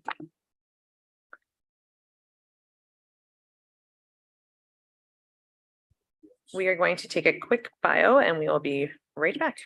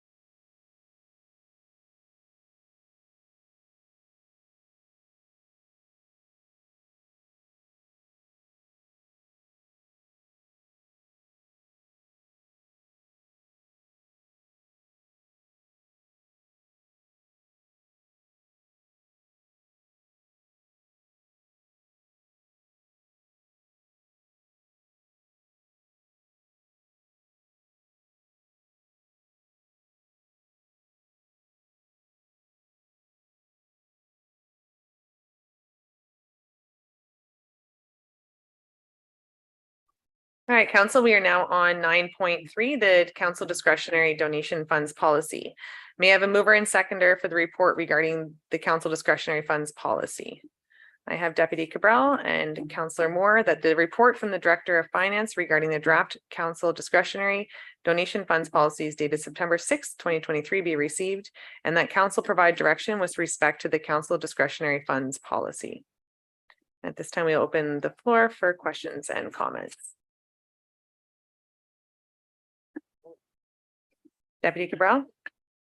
Thank you, Mayor Coughlin. My comments are that we've been waiting a while to move forward with this. The discretionary policy that's accompanied the report is pretty much very similar to what we had before. And I will be making a motion in regards to the council discretionary funds policy, but there might be other conversations or comments by other members of council before I do so, or I'm happy to do it whenever. I don't see any other comments or questions, so you have. Okay. Oh, there we go. Councillor Alexander.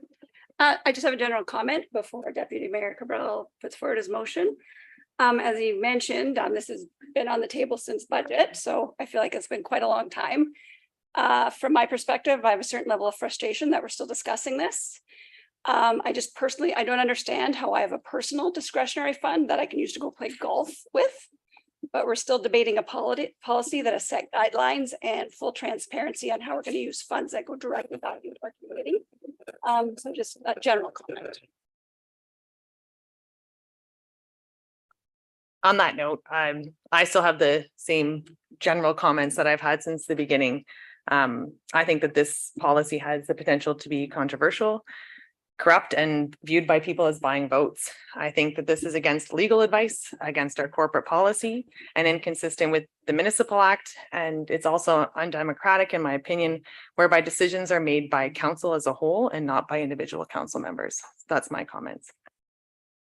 Thank you. I'd just like to point out that this. Deputy Cabral. Thank you. I'd just like to point out that this was council. It's within budget. It's already been approved. The only thing that regarding this that was left to do was actually set a policy and some guidelines. And there were a couple of things in the original policy that caused us to have some dialogue on it and this to come back again.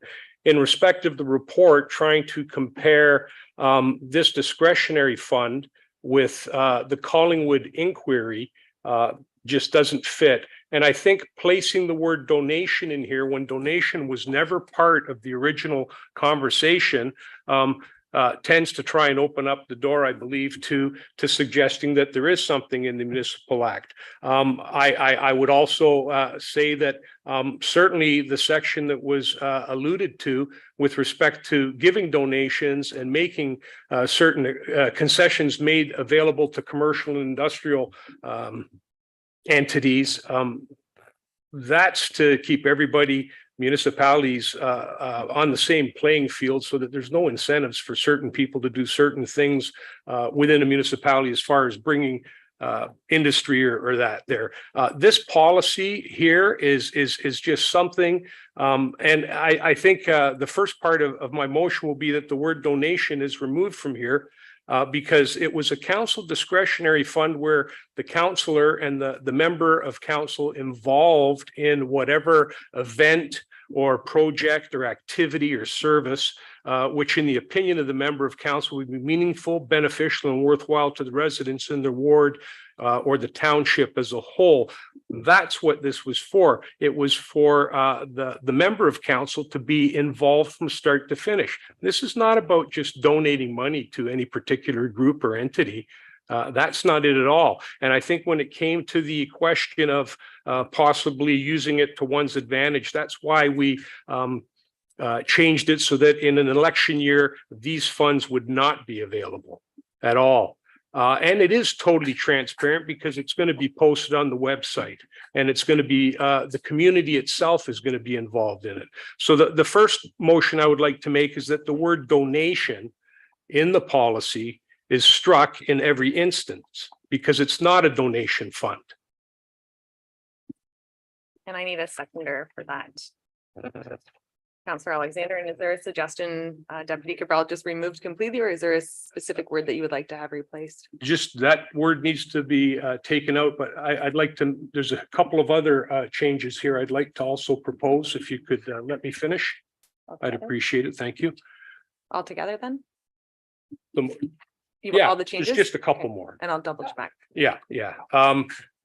There was also a limit of $1,000, which really kind of defeats the purpose of it. That particular part, item 5.3, the first two paragraphs, the one that starts with "in order to maximize the funds," struck.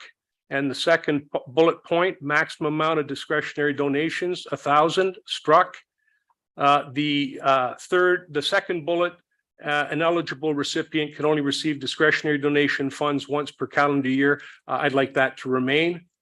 And the next bullet, or the next paragraph in 5.3, members of council may not approve requests for donations which exceed these limits unless approved by council resolution.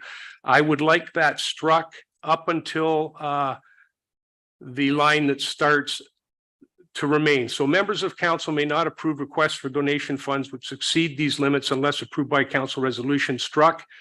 But the next line, a member of council may choose to bring a request for a donation of funds to council. Error, strike that too. The part that talks about acquiring property identified as that would become an asset per the procurement bylaw. I believe the figure, and I'll have to reach out to CAO Schmidt, was $3,000. My understanding is that if an item was purchased that was in the $3,000 range, that it would have to be considered a capital asset. CEO Schmidt?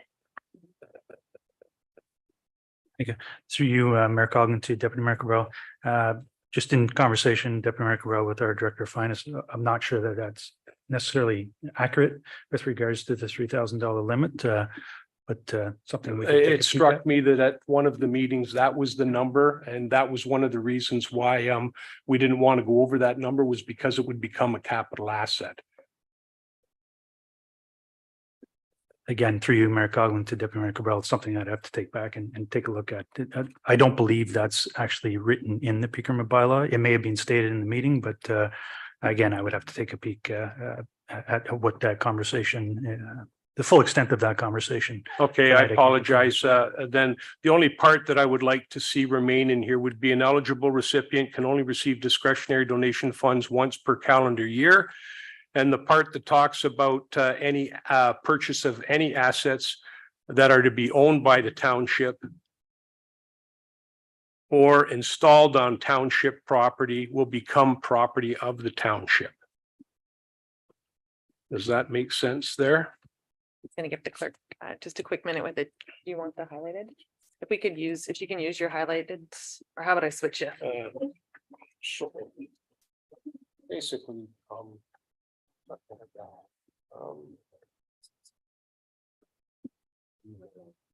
then this one.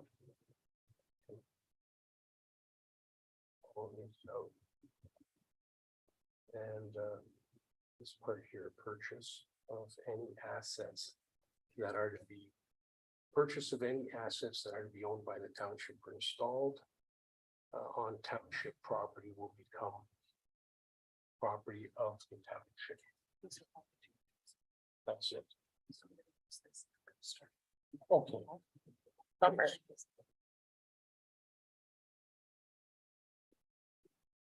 The only other comment I'd like to make in respect of this is putting it on hold, I think, put us in a position where we ended up taking unbudgeted funds and utilizing them for projects that these funds could have been utilized for in the first place. At one meeting, I believe it was $500, and then each CRA got $500. And then another meeting where these funds might have been utilized for that particular ward, it came out of a reserve fund for that too. So I think in the neighborhood of $5,000 has already been spent Yet none of that $5,000 came from discretionary funds that could have been used and allocated towards it. So I just leave it at that.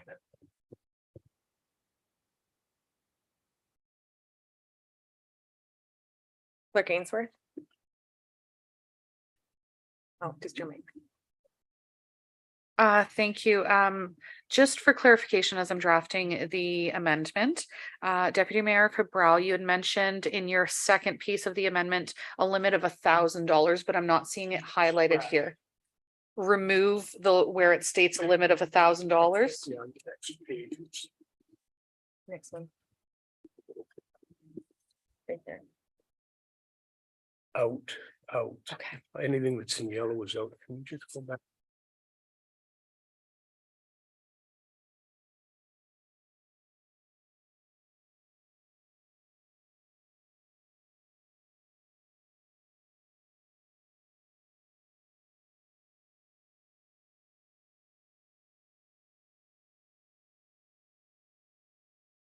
Clerk Ainsworth has advised that while she is drafting, if there's any further discussion or comments, we can continue.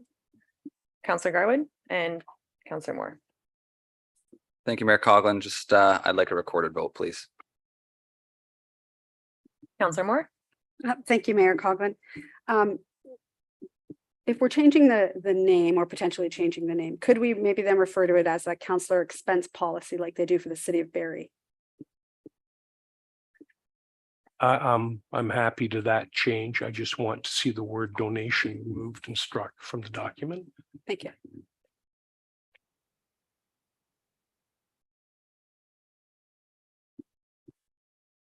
CEO Schmidt. Thank you, Mayor Coughlin. Just on that last comment, there is already a council expense and remuneration policy, and hence why this new policy came forward, not to confuse the two, because the other, so just I lay that out there for council to consider. And I believe Mayor Coughlin, with your indulgence, Director Radigan also had a comment to make.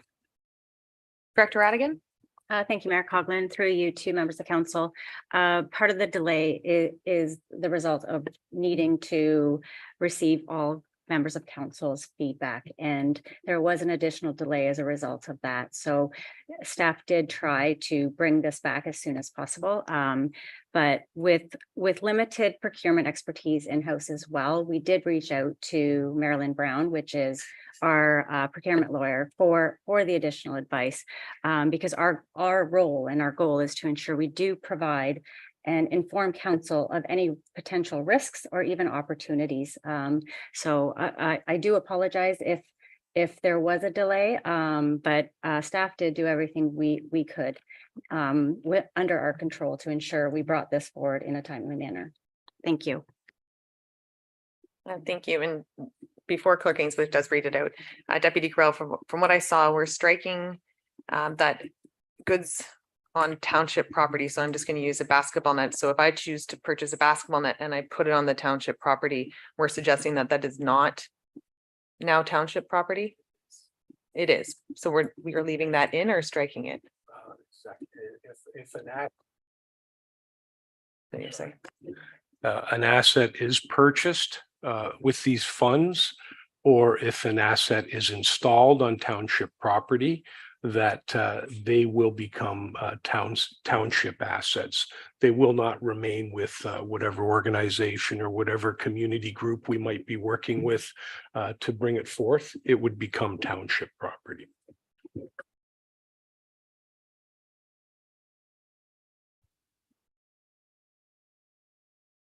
Theo Schmidt. Thank you, Mayor Coughlin, through you to members of council, and to that final comment from Deputy Mayor Cabral.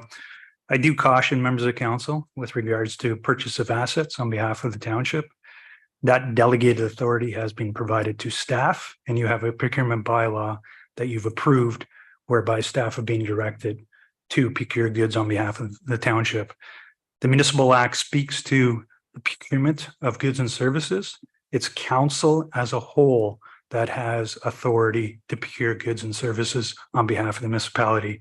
One member of council does not have the authority to purchase goods and services on behalf of the municipality. I will also state most private sector industries that have a board of directors do not allow their board of directors to purchase goods and assets on behalf of the organization that they represent. So again, I would ask you to strongly consider or reconsider the purchase of assets for the township by one member of council. And thank you. And I do have a follow-on comment to that. I'm going to go to Deputy Cabral and then Councillor Moore, and then I have a separate question as well. My question's similar, but not in response to CEO Schmidt's comment there. Thank you.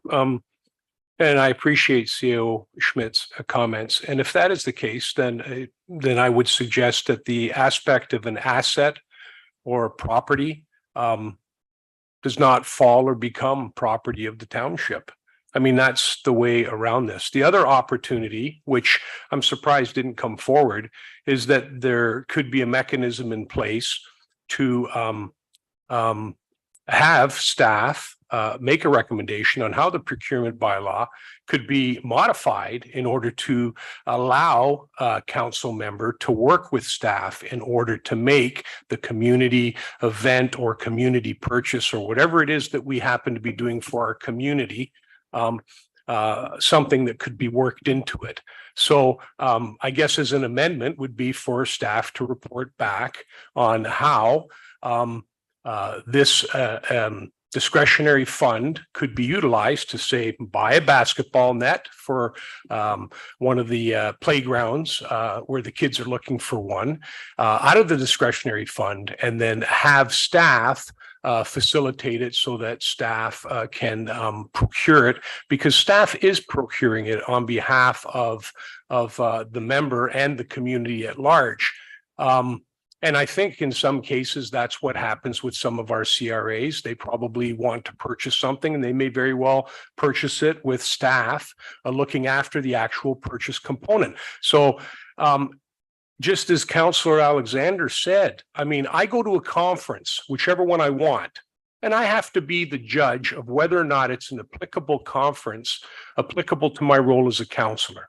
So if I wanted to go to a good roads council or a good roads management course, I think that would be within the purview of my role as a councillor or a member of council, so that I can better understand exactly how our public works people do their job. So that's left up to me. So on one hand, we're saying, here's an expense account or an account that you have that's discretionary for you to do a handful of different things. And it's entirely up to you how you do that. I'm not the one who cuts the check. I merely say I'm going here and here's the registration fee, and township looks after it for me. So ultimately, I'm procuring a service by myself, and staff are looking after making that happen. So what I would really appreciate would be to look at this and see how we can make it happen so that council members, you know, this is a great opportunity for them to work right in their community for some of the small things that they can work with their community to get done. And just have it happen where that staff can assist that member. I mean, hopefully we're all old enough and wise enough to make proper decisions on what kind of events, what kind of items might be appropriate. It could be as simple as buying a couple of footballs. And if it happens to happen so that staff looks after getting those footballs so that the kids can play flag football, it could even be the counselor in that ward that wants to go out and participate with those kids and play football with them to garner some community participation. Get the parents out. And all it took was a couple of footballs. So yes, they should be going to staff in order to procure those items through staff. But I don't see this fund as being a fund that can't be utilized in that manner, because council has basically provided those funds for that purpose. Totally transparent on the website. The community's involved in it going forward. I really struggle to see how anybody could really turn around and fault it. Although I do respect CAO Schmidt's comments, but I'd rather see staff try and work with us to see this kind of work. And then later on, if it falls apart, like, yeah, didn't work out. But if it does work and life's a little bit easier for everybody concerned, then I think it's a good thing for us to be able to try and do. Thank you.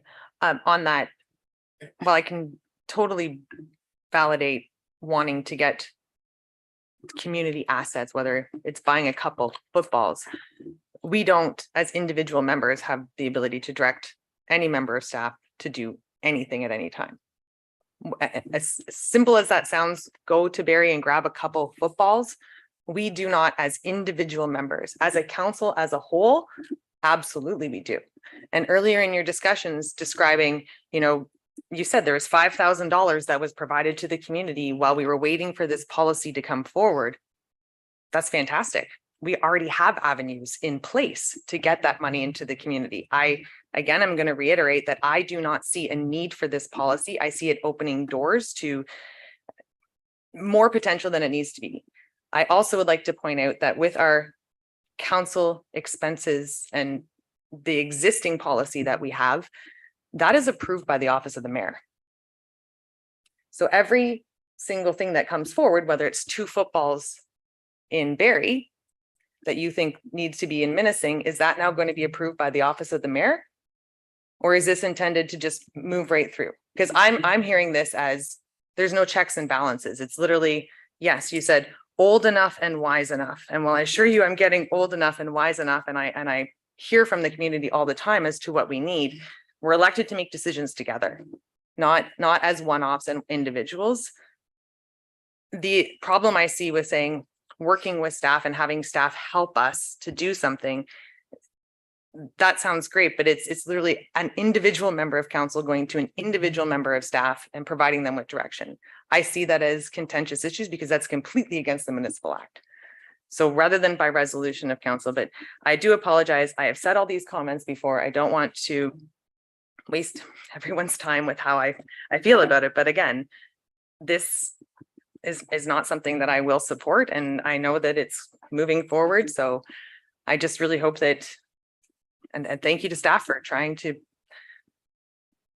protect it. But I'm going to go to CAO Schmidt, and then I'm going to move back to Clerk Ainsworth to see if this amendment is where we need to be. CAO Schmidt.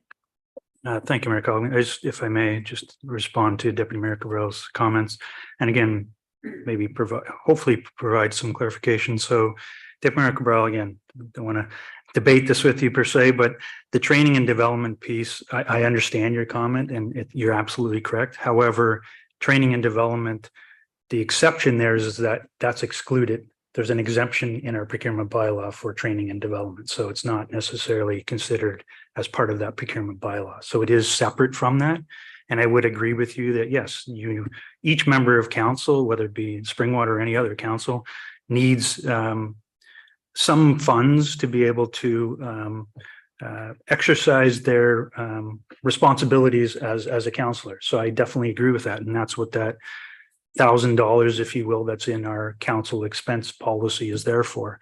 Should council wish to expand that amount, if you will, to allow for more funds there, that's another option that you could consider. Your comment about, buying basketballs and footballs, or, anything like that kind of thing. Again, I think there's the whole piece of once the item is purchased, now the township's ultimately responsible for that item. And so staff kind of need to keep track of in inventory those items and where are they going to be housed and so on and so forth. So again, it's public money. We need to be accountable for where the public funds go, right? So again, I don't want to belabor this, but again, I appreciate the comments and we're in council's hands of how you wish you want to proceed. Councillor Moore, my apologies. I skipped over you and butted in line. That's okay. So when we originally first started speaking about this discretionary fund, I was under the impression that should we be approached to do something in our community, that we would then have a process in place whereby we brought it to council to say, this is what we're planning to do. It wasn't an individual member of council arbitrarily going out shopping. That is not how I understood it to be. So, but I am going back now 8 months because that's how long it's been on the table. So at the time, I thought we would we would bring it as a group. We would say, this is what I've been approached to do. We would decide as a council to do that. I don't know that that is in contravention of the Municipal Act. And thank you, Councilor Moore. And what you have described, in my opinion, correct. It would not be in contravention of the Municipal Act. It's no different than bringing forward a notice of motion. I would like to buy a snow blower, and I'm going to ask for council. No, I'm not going to ask for it. I want to buy a snow blower for Minising. So I come forward and I bring a delegation or a request during budget or throughout the year where I have Minising come in and do it for all of council for their better understanding. At that point, we say, yep, that sounds like a great idea. Let's buy a snow blower for Minising. Staff then go out and they procure it. They find one that meets our fleet, that our mechanics know how to work on, that matches or whichever. They do that work. The way I understand this, and I hope I'm wrong, is I can just go out and buy a snow blower.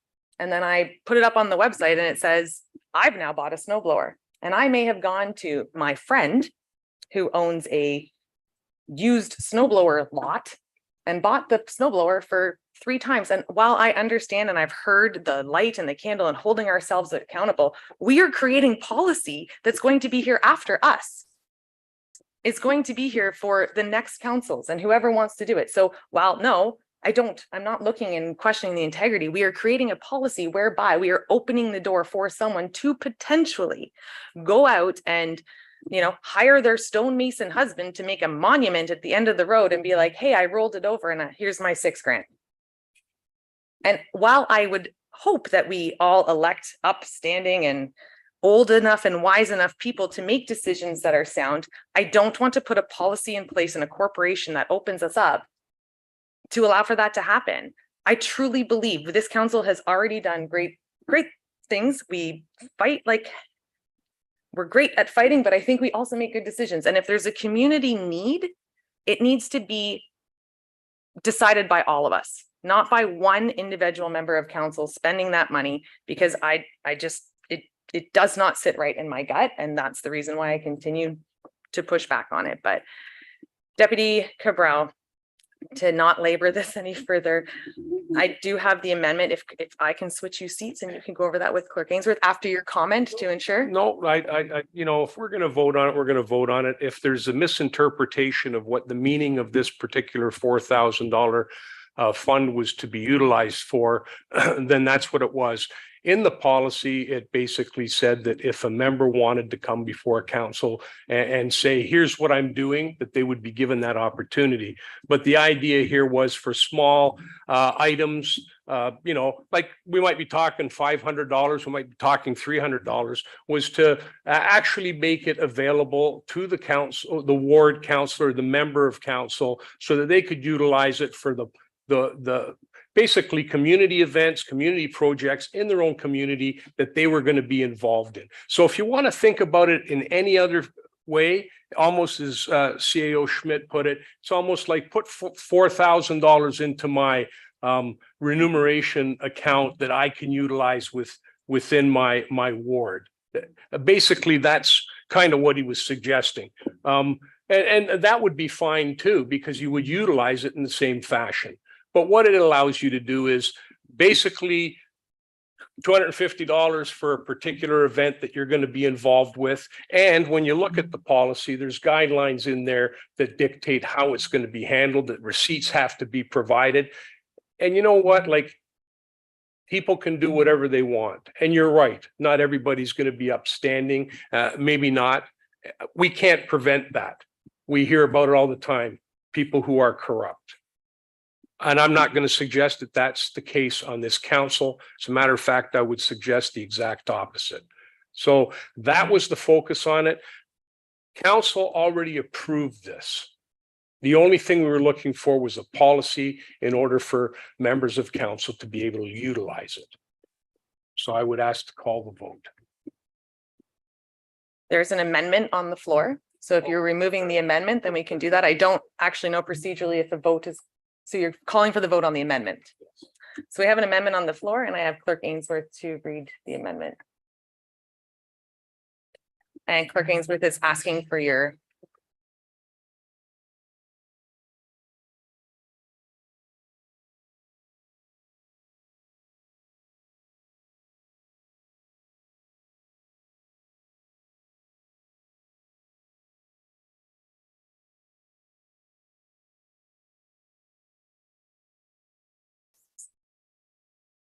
Counselor Fisher, does your comments or questions, do you need either one of these two or can we continue? Okay, great. Counselor Fisher?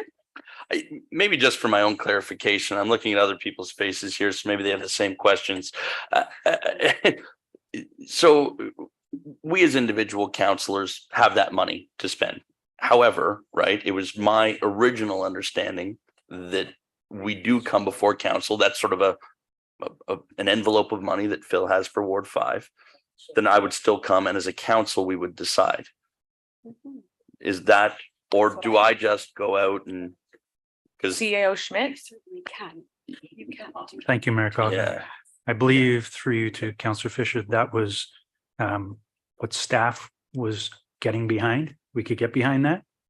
But I don't believe in the discussions that we've had, I believe it went to a space where essentially each member of council had the ability to just go ahead and procure it on their own without having to come to maybe council. we should just clarify that, and maybe I'm. Thank you. Council, I'm just actually going to take another quick recess and allow Clerk Ainsworth and Deputy Cabral to move that forward because he's got quite a few amendments here. Because, yeah, that has to be.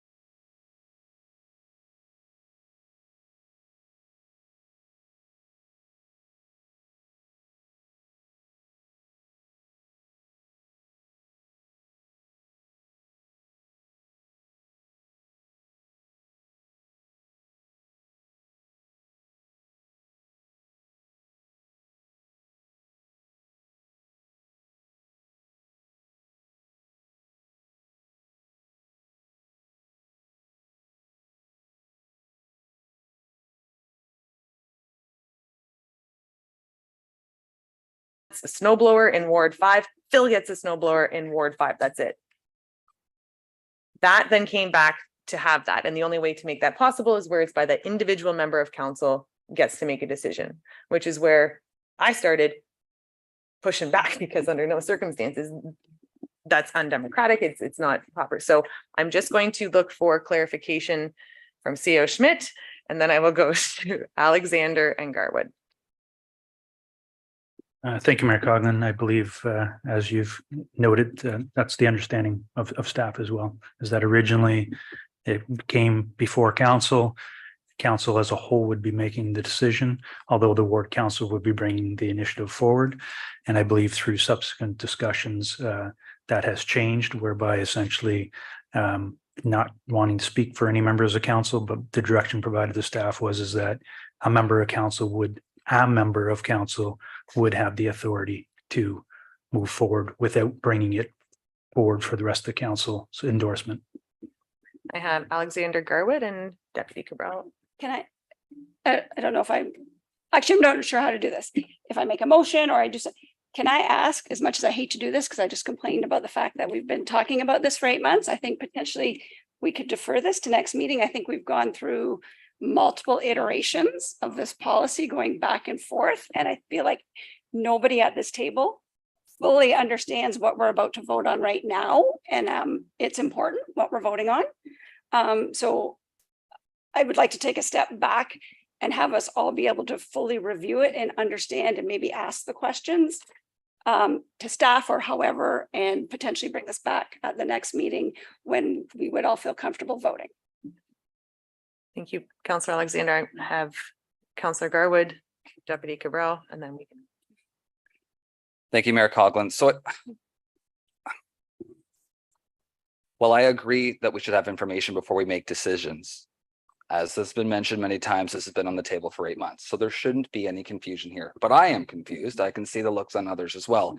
When I look at Appendix A on the agenda, it says at the bottom of the approval of request form, I have approved this request for donation funds in accordance with council's discretionary donation funds policy, and I declare that I have no conflict of interest in relation to this allocation of donation funds. Signature of member of council with the signature line, date, and printed name. That to me says that we are unilaterally making a decision upon something that is not coming to the table. And again, I go back to the discussion earlier on, or the topic around the dollar amount, where if this was initially intended for a couple $100 here or there, again, I can respect that and I can respect the idea, but it's not a couple $100, it's $4,000. And in theory, I could spend $4,000 tomorrow. If this were to pass the way that I see it, as long as I sign that piece of paper, doesn't come to this table. It's not okay. Deputy Cabral, and then I'm gonna go back to Clerk Ainsworth because I still have a motion on an amendment on the floor that needs to be dealt with because I have Councillor Alexander who wants to put a motion to defer. And I don't think I can do that until that's dealt with. So I'm gonna go to Cabral. Maybe this would make life easier for everybody. Deputy Cabral. Okay. And I think there is confusion because now I'm confused. I still don't want to see the word donation in there, but there was a piece in here where it spoke about a member coming before council if they wanted to do it. So I'm prepared. I still want to see the $4,000 per each council member. And I still want to be able to see the member put this forward, but would that coming back before council with their proposal after the member is the one that's done all the work, I'm looking to CAO Schmidt, and then coming before council say, here's what's coming up, and this is the proposal, and I'd like it to come from my $4,000 allocation, or if they need another couple of bucks from either the mayor or myself, would that then alleviate the procurement problem? I'm going to piggyback on that before you do answer the procurement problem. If council tonight was to set aside and ask for included in our budget, like a line item in the budget whereby we have $4,000 per person per year, and we know the avenue to come forward, the avenue already exists, but then the funds are set aside. We use the existing policies, but it's basically a slush fund whereby it says, you know, $4,000, and we'll keep tabs to make sure that no more than 4,000, but it doesn't need to be that money is set aside every year for ward by ward initiatives. So you don't have to feel bad for coming every time begging for money. It's there. So we put it in the budget. It's there as a line item. And as members of council need it, much like the policies and the process that already exists today, I'm curious if by simply not doing a policy, by just adding a line item in our budget for the 2024 year with this amount of money in it, we've done the exact same thing.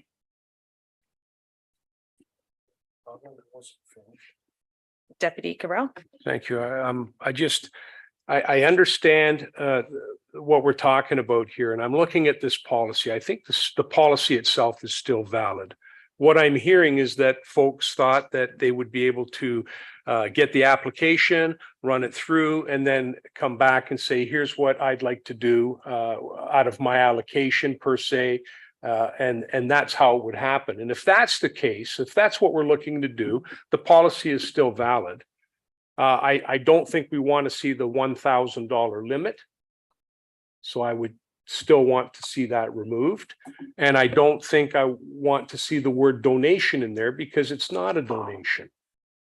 Other than that, for the policy, the piece in here, and I think CO Schmidt, you recall, and I can't find it now, the one about coming before council if a member wishes, that piece can remain in there. But it wouldn't be if a member wishes. We should change it to a member will come before council with it. And I think that would satisfy everybody concerned if we made those changes. CO Schmidt. Thank you, Mayor Colgan, through you to Deputy Mayor Cabral. I believe what you're saying, yes, staff could get on side with that. And I believe section 6.2 of the of Appendix A speaks to what you're referring to. Paragraph 3 speaks to, if preferred, a member of council may choose to bring a request for donation funds to council for consideration and approval by council as a whole. So if you're suggesting we remove maybe the paragraphs above that, which would essentially allow one member of council to approve it, and we change that whereby the ward councillor can bring the initiative forward to council for council's consideration, and council could, as a whole, makes that decision. I believe we're satisfying Ms. Black, and I think we can move. Then I would suggest that my amendment to include that. And I would also still ask that the $1,000 limit's removed and the word donation is removed. And then we would be okay with the piece. Anything that references not buying assets for the township would also be okay then, right?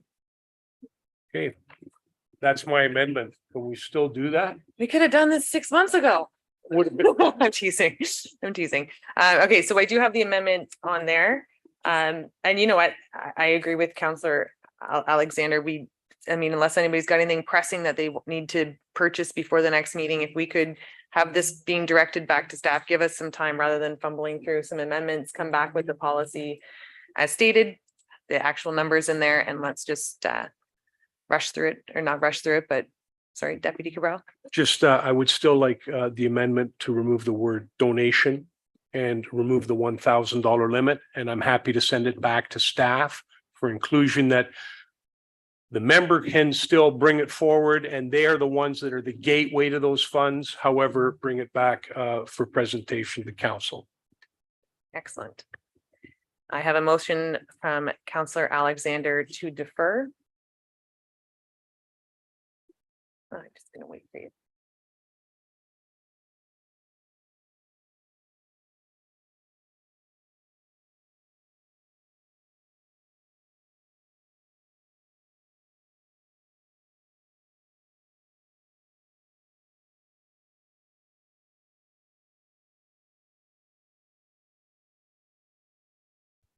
Clerk Ainsworth? Thank you. So the amendment that I've drafted would be that the word donation be removed from the policy in its entirety. That section 5.2 be amended as follows: to remove the following bullet, which starts with the purchase of township assets, including any items to be owned by the township or installed on township property. Section 5.3 be amended as follows: to remove first paragraph and the first bullet point, which they start as in order to maximize, and then the bullet point is maximum amount of. And that's section 6.1, delete the first and second paragraphs, amend the third paragraph to read, a member of council shall bring a request forward. And then the remainder of that paragraph remain the same. Have I captured everything?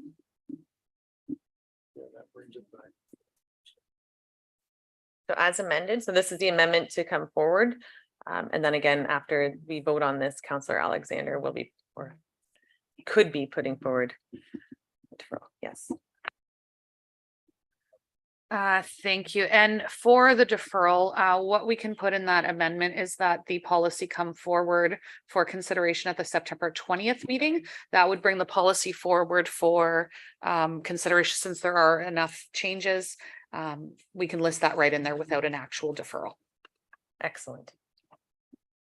So I have moved by Cabral and seconded by Alexander. The motion is read by Clerk Ainsworth with the addition of it coming back to our next meeting of council. All those in favor? And that has carried.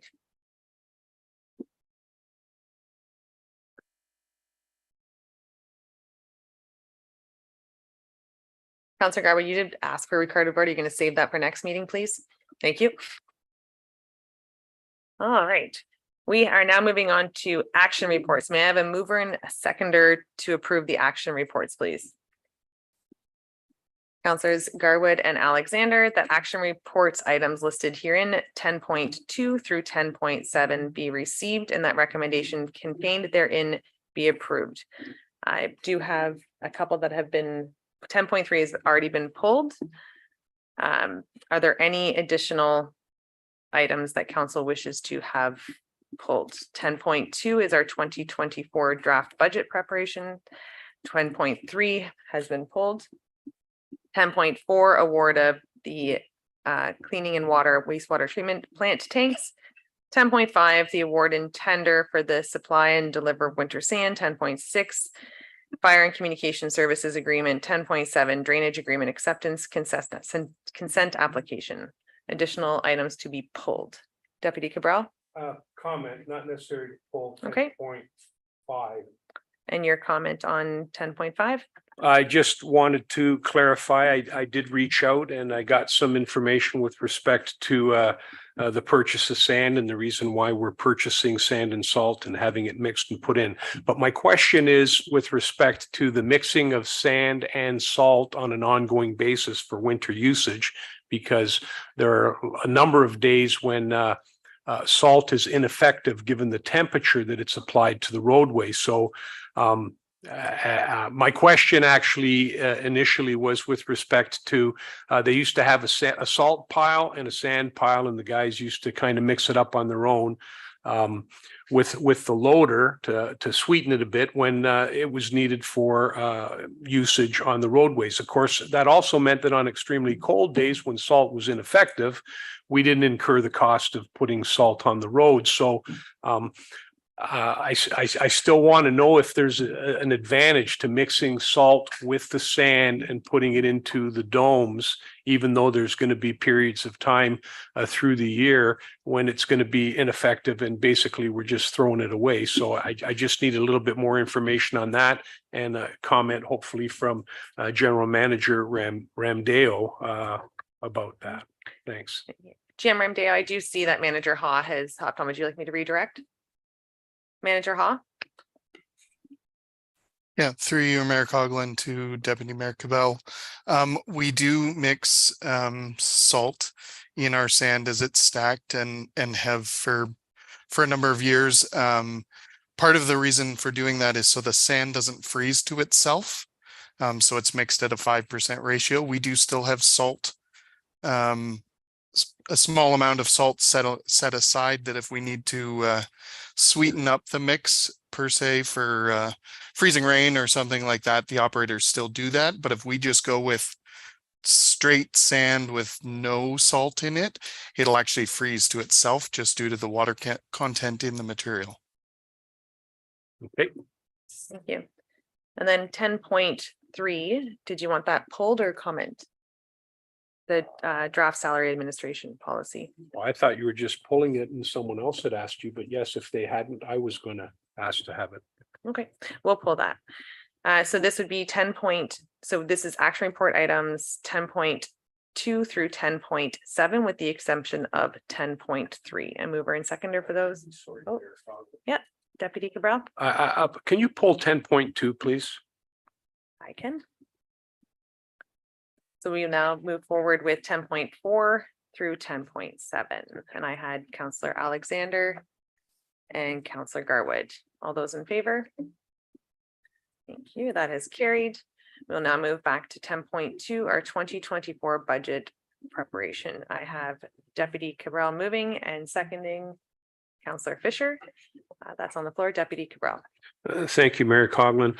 Just going over the dates and that, I mean, they're not too bad, but I guess information that came out is that the budget would actually be released to members of council, I believe it, the week prior to budget starting. I'm wondering if there's any way that that can be accelerated. The 26th going right into November does not provide, I don't think it provides an ample amount of time for us to digest what that budget is going to look like.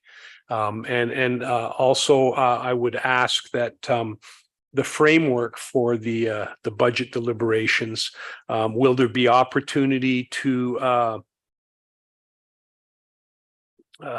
what's the word I'm looking for here? Opportunity to rearrange that, or if we vote on this right now, are we going to follow the budget outline as it's already laid out? And what I'm getting at here is quite often council is left to the very, very end of budget deliberations. And then when that time rolls around, it looks like quite often that council is the one that's upping the tax rate. I hate to say that, but I think there should be opportunity at the beginning of budget deliberations for council to have some input.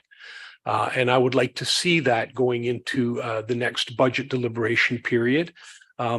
So that if a member of council does have something that they feel they want to inject into the budget process at the very beginning, that they have that opportunity, not to negate going down the road towards the end where we normally would have that opportunity, but there may be something that a member of council would like to bring up at the very beginning.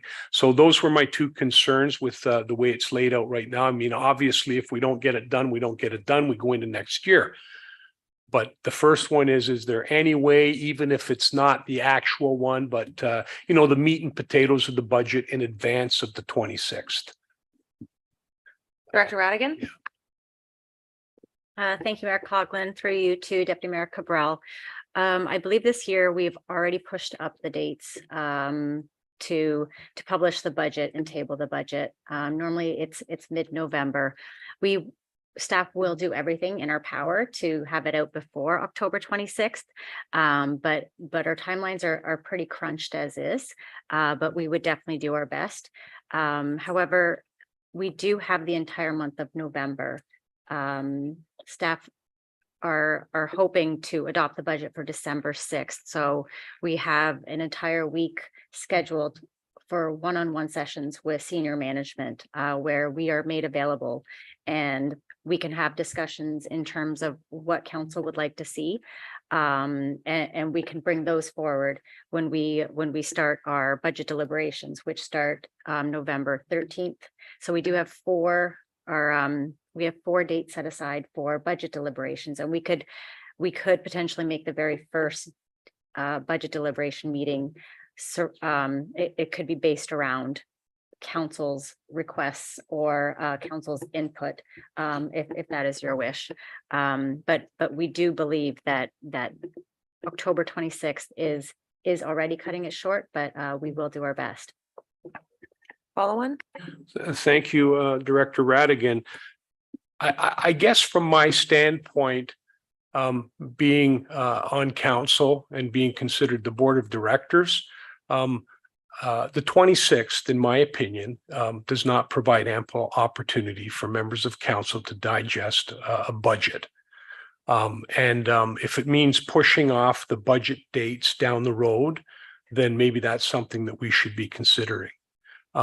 So, from my standpoint, this is what staff is bringing to council, and in all due respect, I just feel that it doesn't address the ability of council to fully digest the budget before the first budget meeting commences. If that's how it's going to be going down the pipe, then I guess that's the way it's going to be.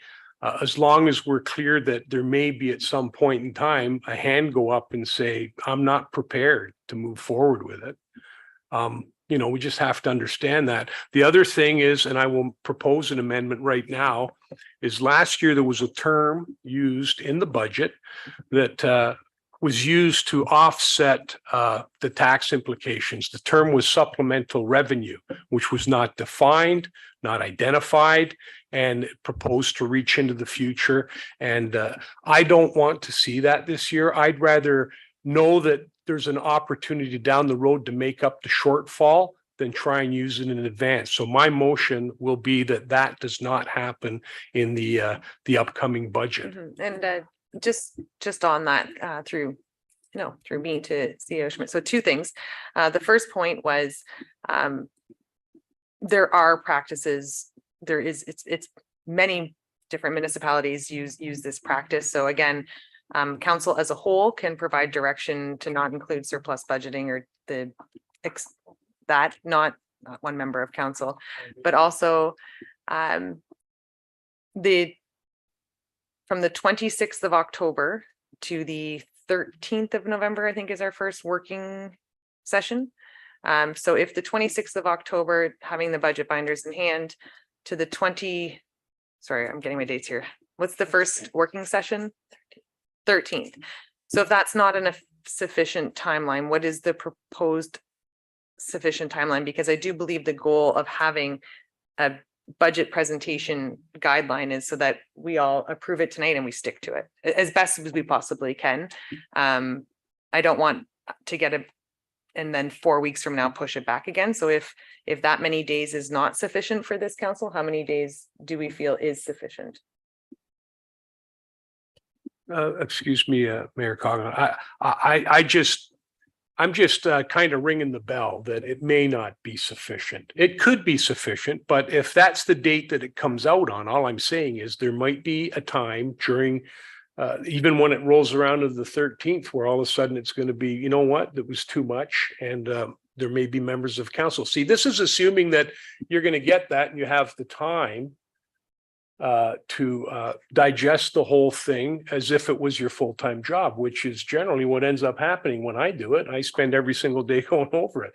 That's not to say that every member of council has the same luxury I do, being retired, to effectively do that. So I'm just saying that may be an issue. Not that it will be, but it may be.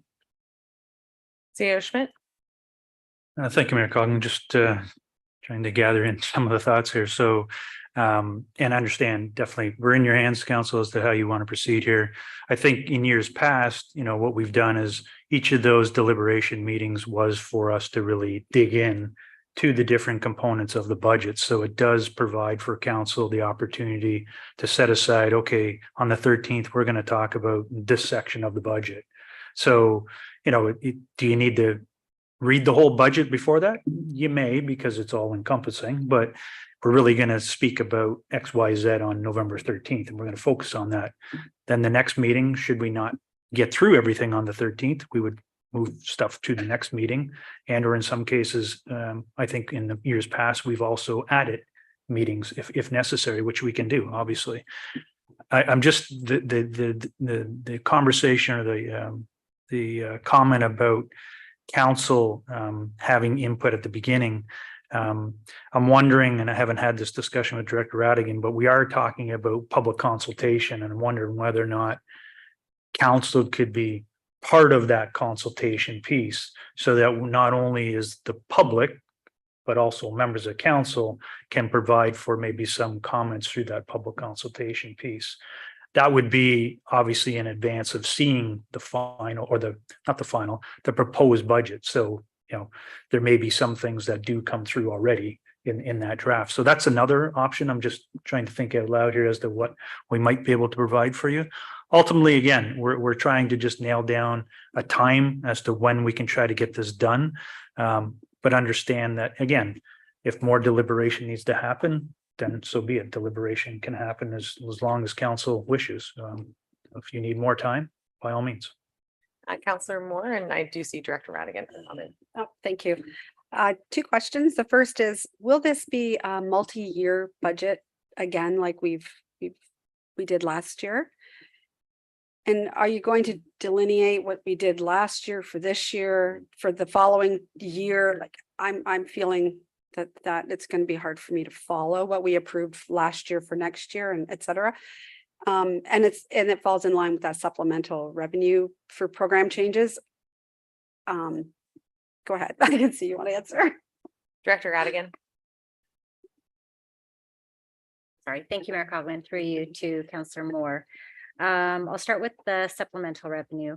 And at today's meeting, there was to be a Q2 budget and business plan report, which outlined where the municipality sat in terms of revenues and expenses.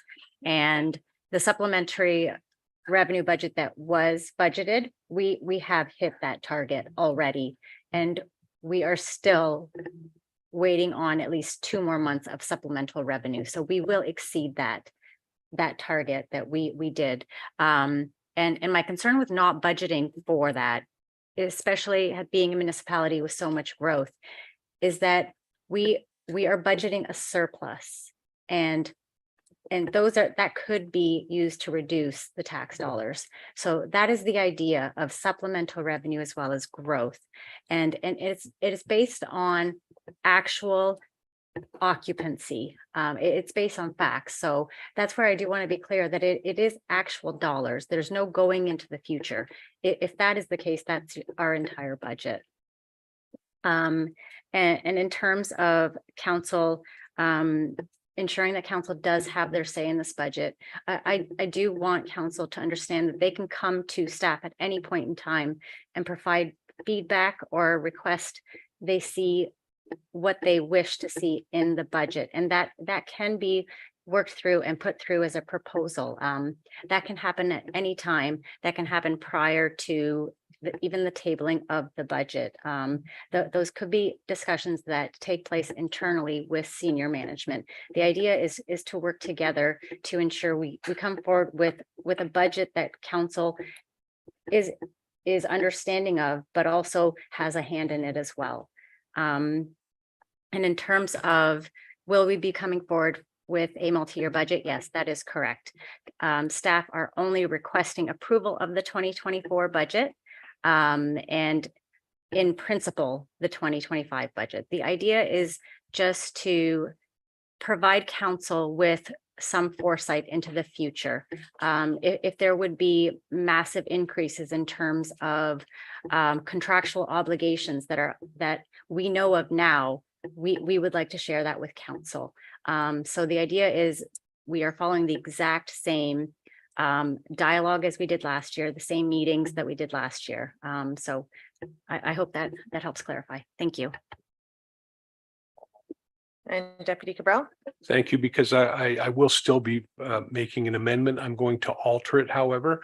One of the things that that aspect, the supplementary revenue aspect did, and I'll be quite honest with you, it wasn't just for the general public. There were members of council that, what is this supplementary revenue? It's offsetting what the tax base or what the tax increase is going to be. While I understand that we're pretty much guaranteed that this is going to come to us, I also have to be mindful of what is the reality at that point in time when the budget starts January the 1st or whenever it actually does.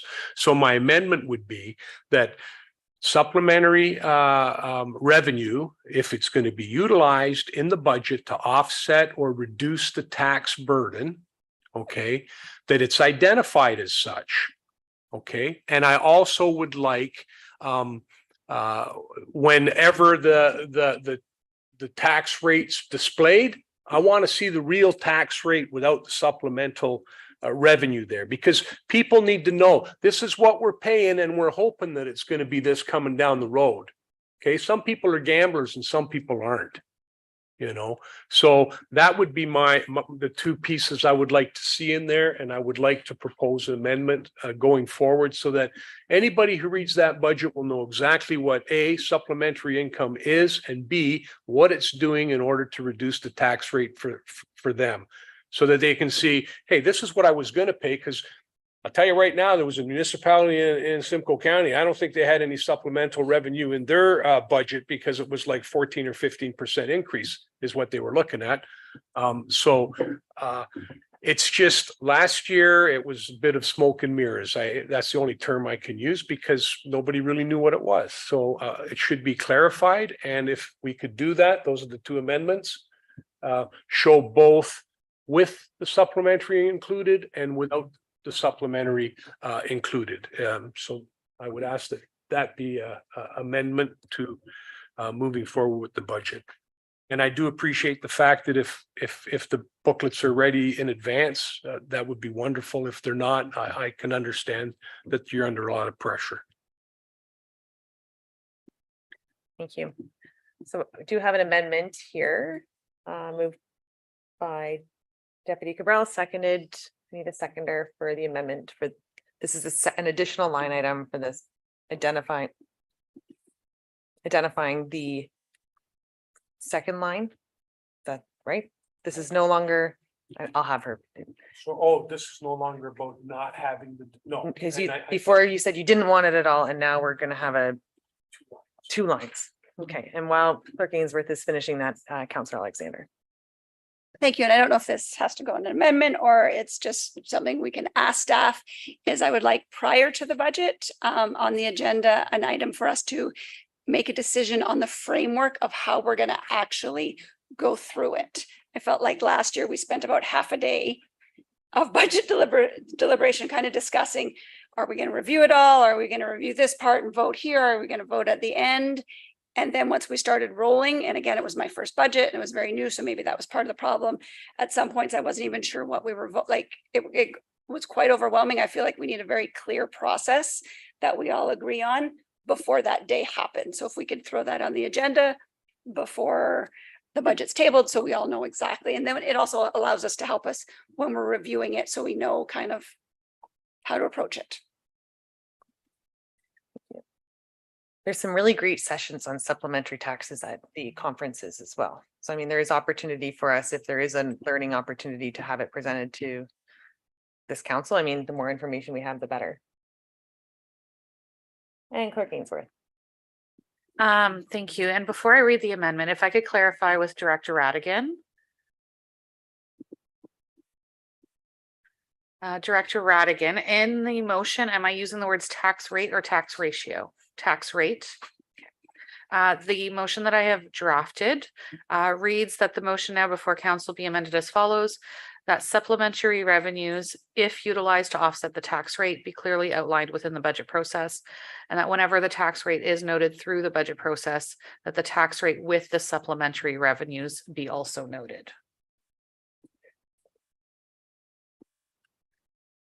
Deputy Cabral. And the amendment before us, council, all those in favor? And that has carried. And there was a second amendment. Oh, no, there was a seconder, Councillor Alexander, but I think maybe you had your hand up for a question and I thought you were seconding, so. Okay. No, I meant for his motion. There's amendment that was on the table. When I looked over, I saw your hand, so I didn't realize it was a question or comment. I thought you were seconding it. So are you comfortable seconding? Yes, there we go. And it's already approved. All right. That was that. And just on that note, in years prior, we had MPAC come forward before budget. We had different avenues to provide more information. And I just recently saw in MPACs, they were willing to do training sessions for council because of the delayed assessment increase. So if there's opportunity, I mean, we're all sitting here like sponges. So if there is opportunity between now and then, I think that would also be helpful for us. Deputy Cabral. A general question, I don't know, maybe CEO Schmidt, and through you, Mayor Coughlin. I'm just curious to know, generally, when do you find out, kind of get an idea what the county tax levy is going to be increase wise? Usually you folks have known well before it's been published. So I'm just curious to know if you know anything or where it's headed. Director Radigan. Thank you, Mayor Coughlin. Through you to Deputy Mayor Cabral. I have actually reached out to the county, and my understanding is they will be coming out with a report to their committee of the whole for their September 15th meeting, I believe, just a high level recommendation of what they will be proposing. Yeah. All right, and moving on now. No, I'm going to approve it as amended. You know what you're looking. All right, so for the main motion as amended, I would need a mover and seconder. Councillor Moore and Councillor Alexander, and I don't need to read that again as amended. Council in favor? And that has carried. We are now moving on to 10.3, our draft salary administration policy. And may I have a mover and seconder to approve the draft salary administration policy? The motion before us reads. Yeah, that's what we're doing. Oh, sorry. Yeah. You're moving and seconding Deputy Cabral that the report from the manager of people, talent and payroll and benefits regarding the draft salary administration policy non-union dated September 6, 2023 be received, and that subject to comments received from council, the policy will be finalized and presented to council for approval at a subsequent meeting. And this is where we have open on the floor for a discussion. Councillor Fisher. Just a question. Typically with matters like this, compensation wise, do we not usually have them in closed session when discussing compensation? through CA Schmidt, if there's an identifiable individual, we can remove and resolve into close, but the salary grade itself is public knowledge. It's public information. Deputy Cabral. Thank you, Mayor Coughlin. I actually am going to, I'm going to disagree with you. The way I see this is when the union came to management and wanted to negotiate their contract, how much they were going to be paid, what the conditions were going to be, they did it in closed session. And when I review this, there's enough in there that really subject to comment. I know that's what we say. I really think that this should be moved to a meeting where council can, you know what, I'll be honest with you. I'm ill-equipped to decide whether or not this is a good policy. I don't have the knowledge. I don't have the skills. I don't have the background. I'm not someone who has worked in the field of negotiations or working with folks to see whether or not their compensation package is accurate. And because of that, and because the compensation package, I'll be quite frank with you, I don't know what the staff are getting. I know how much they're making according to the pay grid. I don't know what the total compensation package is.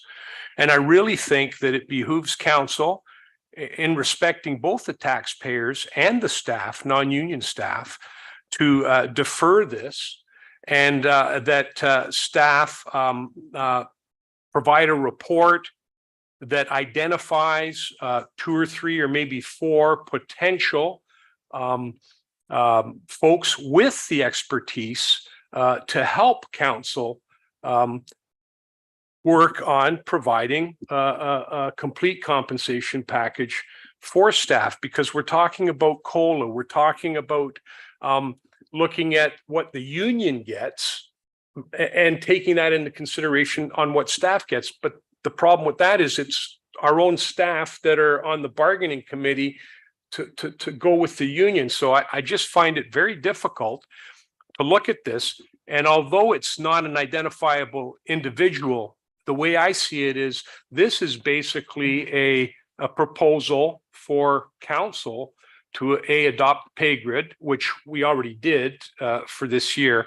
I would like to see us go forward and actually enter into an agreement with staff so that they know what they're going to get. They know what the raise is going to be. They know if COLA is going to be applied, and they know what the compensation package is for every little aspect of their job. And I think it's very unfair for me to sit here without knowing what the compensation package is. I don't know how much holidays they get. I don't know what their benefits are. To be able to just say, yeah, I'm happy with this. I don't have the skills. So my motion would be to put this over to another meeting, possibly a closed session meeting, and that staff prepare a report to council that identifies some, could be the same woman. I don't know if that would be appropriate, the same lawyer that was utilized for assisting with our bargaining team with the union, to come and provide some guidance and some training for us as council members to better understand exactly how we should be doing this. And I would ask that they provide that, because it would provide us with information, expertise, guidance, certainly an opinion piece. And I'm not suggesting that anything in the report is inaccurate, but I just want to make sure that when we go forward, there should be some kind of an agreement in place so that staff can feel comfortable for the year or 2 years. This is the direction that we're going to be taken, so that they're adequately compensated. Thank you, Deputy Cabral. The conversations that we had previous, those were contract negotiations. So those were done and closed. Most recently, we've had our pay equity evaluations done. We've had numerous of experts, because we're not experts in that field. So we've hired experts to create this to come forward for us to approve. So what I'm hearing is you want a meeting in closed, and I would have to go to the clerk to find out how a public pay scale. I mean, if you want to have a meeting just to sit down and find out exactly how much money each individual member of staff is making, then we can do that, but the pay scale is to be open, and the discussion is to be in open, because it's our residents' money that we're spending. I don't understand how we can. Mayor effectively- Coughlin, in effect, this document is basically staff providing us what they want. It's a negotiation piece. It's a budget piece. And if we were going to be doing it with union staff, we would be in closed session determining what the pay rates were going to be and what the compensation was going to be.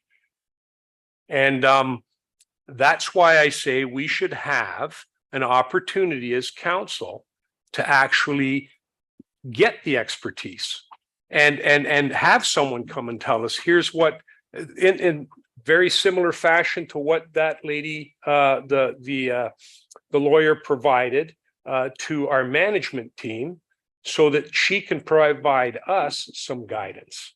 To say that this here document, that experts prepared it, I mean, some of the items in there, the 50th percentile was brought by the last consultant. The pay scale or pay grid is in place for this year. Maybe it needs a bump up.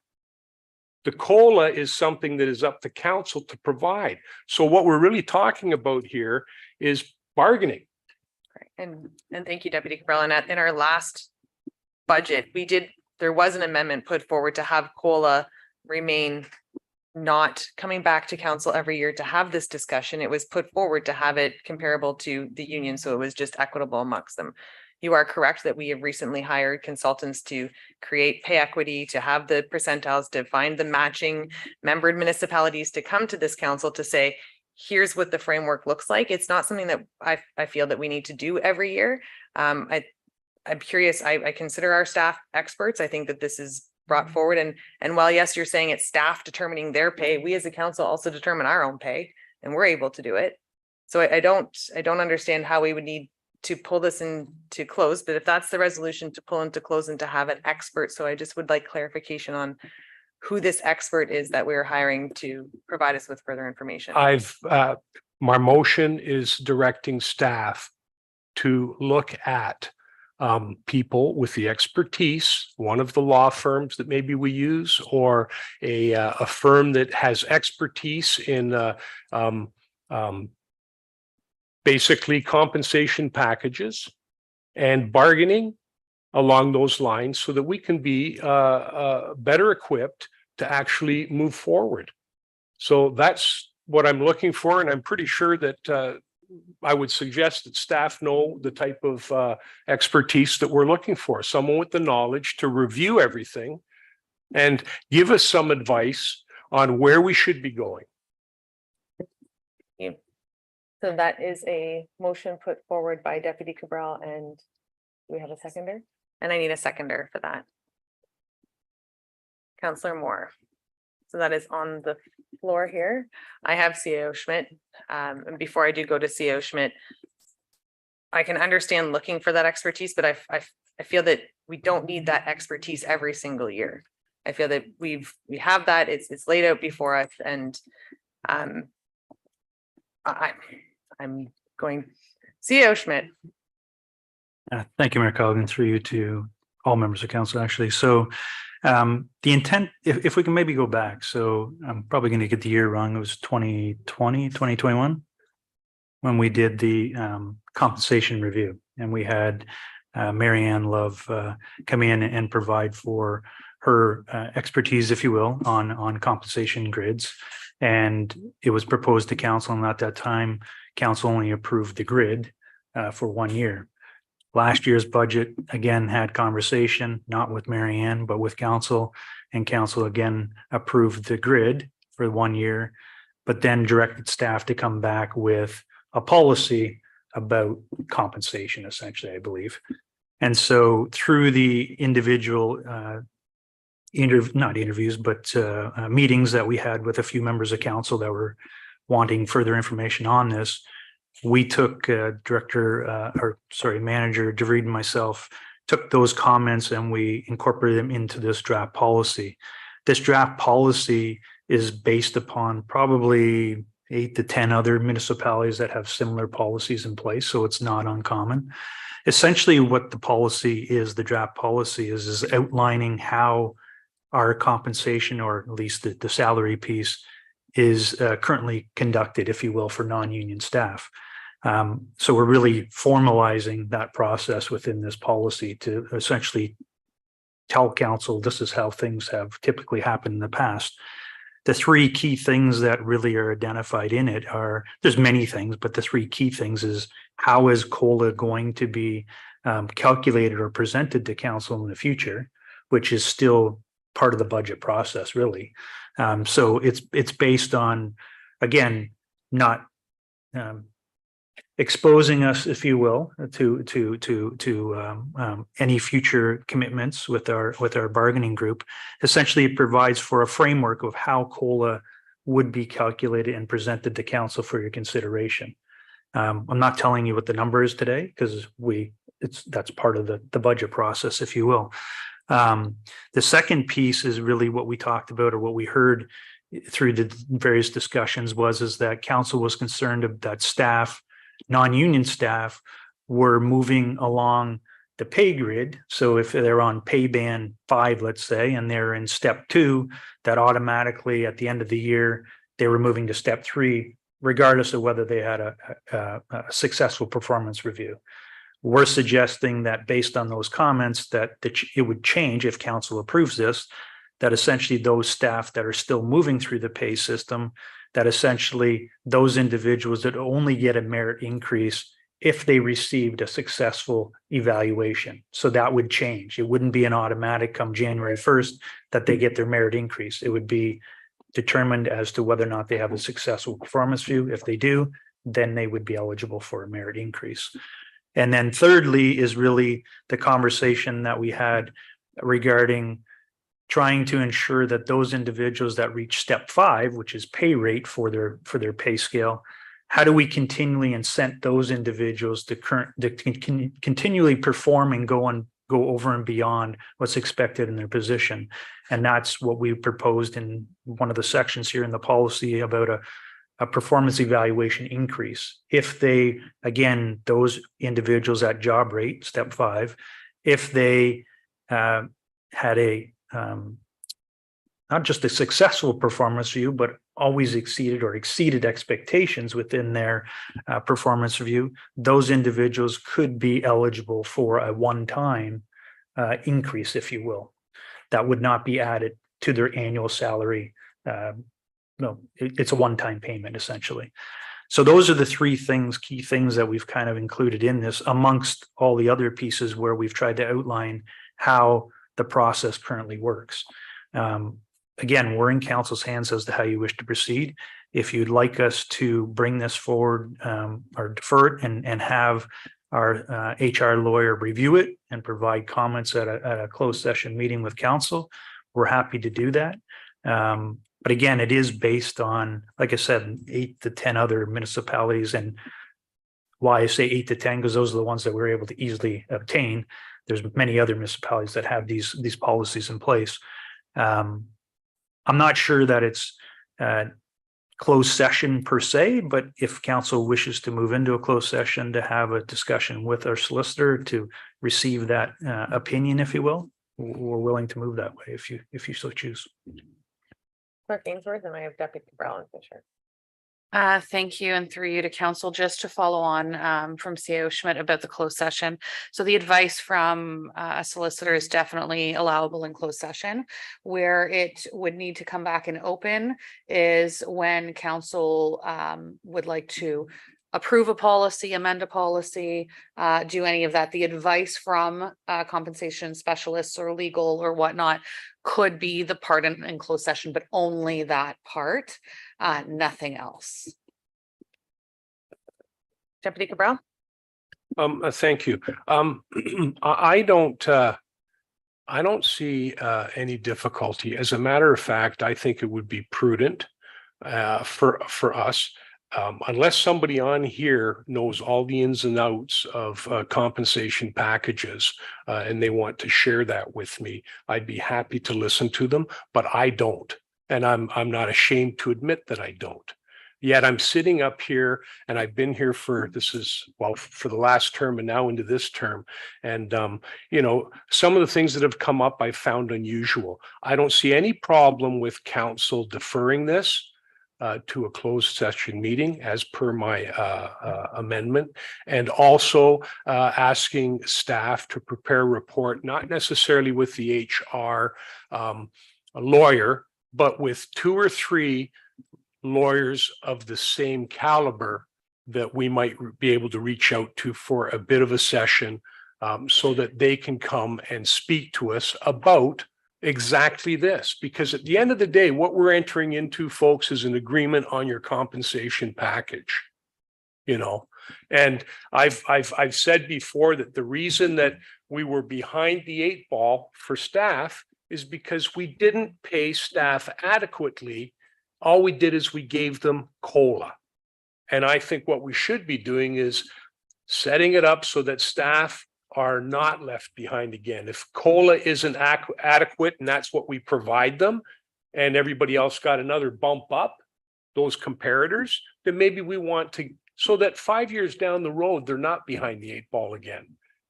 So I would still like to move forward with my motion in that respect. And really, from my perspective, what it boils down to is basically bargaining for the compensation package for non-union staff.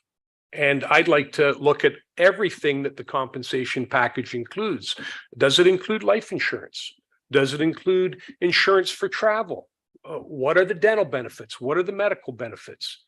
There's the pension plan. I don't know what else is available. Is there money available for them to take courses? Is there money available for physical fitness? And I need to know that. And I think that information has to be available to us prior to a meeting.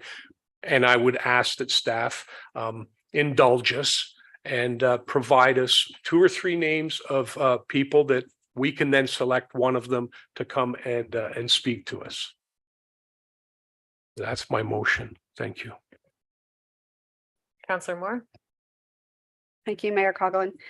I just wanted to reach out to CAO Schmidt. I do appreciate the performance evaluation piece being included and the merit component being tied to the pay increases. I thank you for that, because I know we've been asking for that for a long time. If we do move forward and the report comes to council, could I ask, this last paragraph for me is very confusing when we talk about the pay bands and 8% versus the job rate in step 5 at pay band 2 and 8% spreads. Could we get that in some kind of a chart so that I can make heads or tails out of what that is telling me? Because it's quite confusing for me.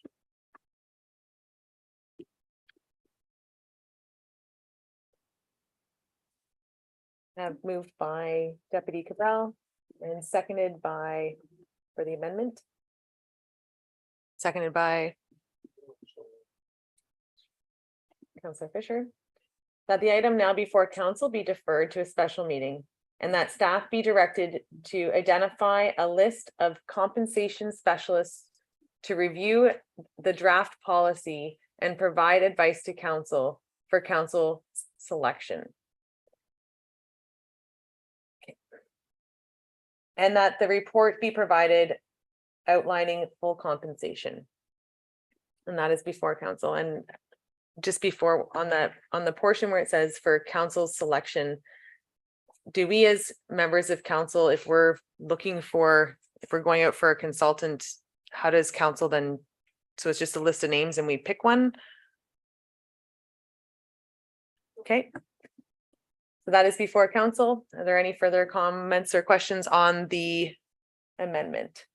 The only comment I'd like to make is the report would have to come before council, and then the meeting would have to be set up after that. So the report has to come to us, so then we can, provide the information to the person that's selected, and then a meeting, closed session meeting be set up. And I would also point out one more thing. I think this is a good time to do this so that we can incorporate it into the 2024 budget going forward. And I'm not suggesting that the pay scale change. I mean, your pay grid per se. I just think we need to kind of solidify the whole process so that it's better for the members of council, because like I'm at a loss as far as what members get. I have no idea even what the unionized staff get. And I should, because we're in charge of the budget. And if we're going to be mindful of taxpayer dollars and be respectful of them and staff, then we have to be somewhere where there's a good balance. And the amendment is on the floor. All those in favor? And that has carried. But it's been deferred. Just have to read it again. All right. We are now on to information reports. May I have a mover and seconder to receive the information reports? Councilors Moore and Fisher, that the reports items listed herein be received for information. 1, Building Services Monthly Activity Report, July 2023. 2, Bylaw Services Monthly Report, June 2023. 3, Bylaw Services Monthly Report, July 2023. 4, Q2 2023 Procurement Summary. 5, MZO 2023-001, the Remington Group Incorporated, 727 Bayfield Street North. 6, OP-2022-002 and ZB 2022-16 Lewis Pit Expansion. 7, Zoning Bylaw Amendment ZB 2023-013. And 8, Zoning Bylaw Amendment ZB 2023-014. And 9, National Day for Truth and Reconciliation. Are any of these items we wish to pull for redirection or comment? Councillor Fisher? And this is being pulled for redirection or just comment? Just comment. Okay. I just wanted to comment that on the Remington group project that's proposed at the top of Bayfield Street.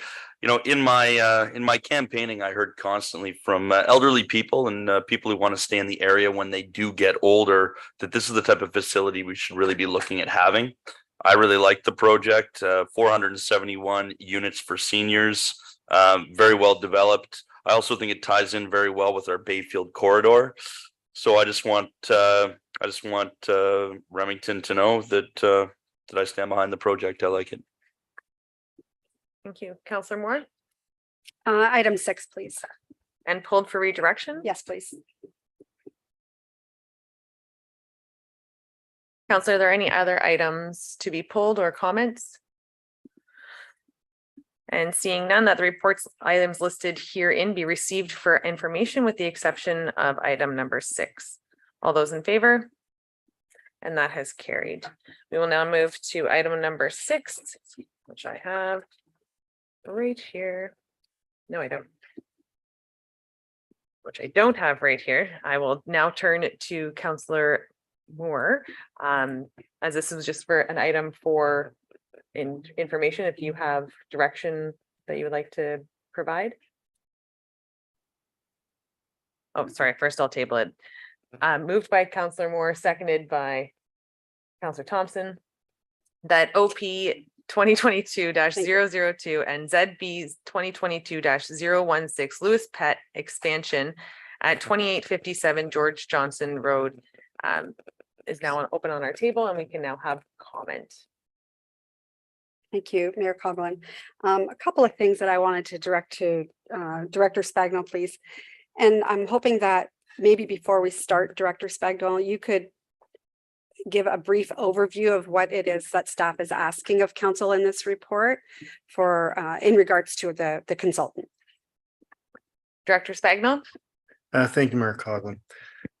Through to Councillor Moore and Council. Really, this is an information report in response and to provide an update to Council with respect to the resolution that was arrived at by Council at the public meeting that occurred in April of this year. Essentially, the resolution that was passed by Council directed staff to look into seeking costs associated with an independent contractor for a dust study as it relates to the Lewis Pit expansion, which is an official plan amendment proposing an expansion of an existing pit within the settlement area of Snow Valley. So really what is sitting before council is an update, because the public meeting is, I guess, roughly almost 5, 6 months ago. And really, there hasn't been any reporting back to council as to what has happened to date. As a result of staff's review and dealing with Ainley Group, in line with the resolution by council, there has been a quote for what I'll just generalize as a dust study. And it was the request from council was looking for a dust study to take a look at possible offsite impacts from the pit on some neighboring property owners who had been at the public meeting and identified issues related to dust and the enjoyment of their property. Based on the quotes that were obtained, staff received a quote from WSP, which indicates that at a starting rate of $25,000, a study could commence, but the upper limit of what that study could be could range anywhere from $50,000 plus to incorporate monitoring, meetings, background information, consultation, and other things to essentially start a dust monitoring program. More recently, the report speaks to 4 firms that were canvassed by Ainley Group to provide a cost estimate. Of those 4, 2 of them could not provide an estimate, and staff received a ballpark estimate from another group as late afternoon yesterday, where again, the rate for that dust study would be $25,000 plus additional fees or additional consulting fees associated with the monitoring, consultation, all of the same things that were considered within the WSP quote that was provided. So really the nature of the report as well is to also go over a legal opinion at a high level as to what staff was canvassing legal about possibly another public meeting to recirculate the application to the public to better identify the extent of extraction of the aggregate in relation to the existing built up area in Snow Valley. So essentially what the legal opinion said is that council has the ability to ask for a public meeting to properly identify and state what the proposed setback is that the pit operator is proposing, which is 30 meters from the extraction limit of the pit versus the zoning bylaw, which is 120 meters. So there's 2 things that this report, 2 pieces of information this report is providing council with. One is the upset limit of, a range of what the cost for consulting services may be for an independent dust study to take a look at the offsite impacts related to dust associated with this application. And then the second component of it is that there is the ability to require a separate public meeting to properly identify what the proposed setback that is on the table with this pit expansion, which is 30 meters instead of the township's current requirement of 120. The original application that was brought forward only indicated that the standard zoning provisions would be incorporated into the zoning, but it did not specify the 30 meters that's actually being identified within the Aggregate Resources Act application submitted by the property owner. So really, this report is for council's information, for additional discussion, and then for council to decide on how council would like to proceed with respect to other aspects as it relates to the dust study costs and those types of matters. Thank you. Councillor Thompson. Through the chair to Director Spagno, sorry, it's late. I don't think we need to hire a consultant to determine there's a dust problem at this pit. And I understand that they already have, the pit itself has hired a dust consultant, and they said they were going to share the results with us. So that was at least 6 months ago. They must have some results. So rather than us spend the money, should we not at least contact them and see what their results are first, and let them make the investment? And I would think clearly their dust consultant would, if it's done properly, determine that there is a dust problem there, which we all know there is. Councillor Moore and Alexander. Thank you, Mayor Coughlin. in the report, it speaks to the proponent currently working to update the dust monitoring report. It was prepared by our WDI. And I agree that we probably don't need a third party to, you know, to do that dust study for us. It's very expensive. But I would propose a deferral so that we could possibly hire a consultant to do a peer review of this study completed by the proponent or our WDI. It would be a lot less money. I think that peer review would really provide us with what we need, a third party to, not just, you know, what the proponent, not to say that that's not legitimate, but I think it might provide the residents of Boothby Crescent some solace in that. And I have to ask the clerk what I need to do now to propose that we move forward with the public meeting that Director Spagnuolo is speaking of, so that we can make sure the residents are also aware that the proponent is confirming that they want a 30-meter setback, they're not willing to look at the 120, 150-meter setback. Director Spagnuolo. Thank you, Mayor Coughlin. Through you to Councillor Moore. I think the first thing on the peer review side of things is, and also in response to Councillor Thompson, it is standard course to require peer reviews of various studies that are submitted to respond to matters that are raised through a public meeting. So that is something that staff can take back and once that study is made available, request that study to take that back to get a peer review of that study once it's provided. As far as the public meeting goes, I understand that if we move to a public meeting, it's really within the ARA as it's been applied for, identifies a 30-meter setback. There have been preliminary discussions between Planner Russell and the proponent regarding this issue. And right now, the way it sits, we don't understand there to be any pushback on a separate public meeting to bring it back forward or bring it back to go and reintroduce that setback. That said, we are still dealing with an application which is subject to the same appeal mechanisms and the timing that goes on with an approval and requirements for approval. So really, I mean, the applicant does have the option to appeal a non-decision, but my understanding is that they understand where staff are coming from with respect to this, the need for the public meeting, and that we anticipate that there will be a public meeting in the fall. Sometimes things change and sometimes proponents will go a different direction. That's out of our control. Thank you. Deputy Cabral. Thank you, Mayor Coughlin. Just comment with respect to another consultant. It's kind of like going into a witness where you're asking two experts to come up. But the way I look at this is, at the end of the day, this is going to come back before council to either approve or not approve the zoning change, because it's currently zoned agricultural and they want to put a pit into it. So I just am concerned that if we did put money into a consultant's dust analysis and monitoring, I don't think it would necessarily change the outcome at the end of the day. What we'd have is a consultant's report that may very well substantiate what the other consultant that they've hired has already said.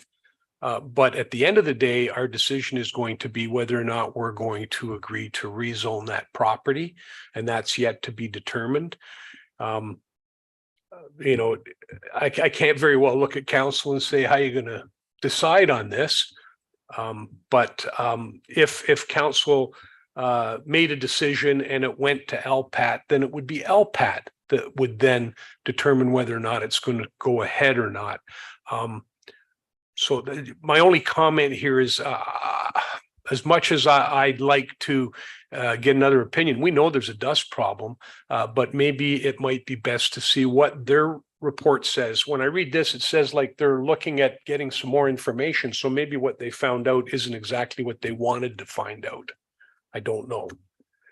So I think I would like to see what they have to say in advance, but certainly keeping in mind the residents that live on Boothby and the other subdivision not too far away now. Director Spagnell and Councillor Alexander. Thank you, Mayor Coggan. I think it's important to note that the public meeting was held.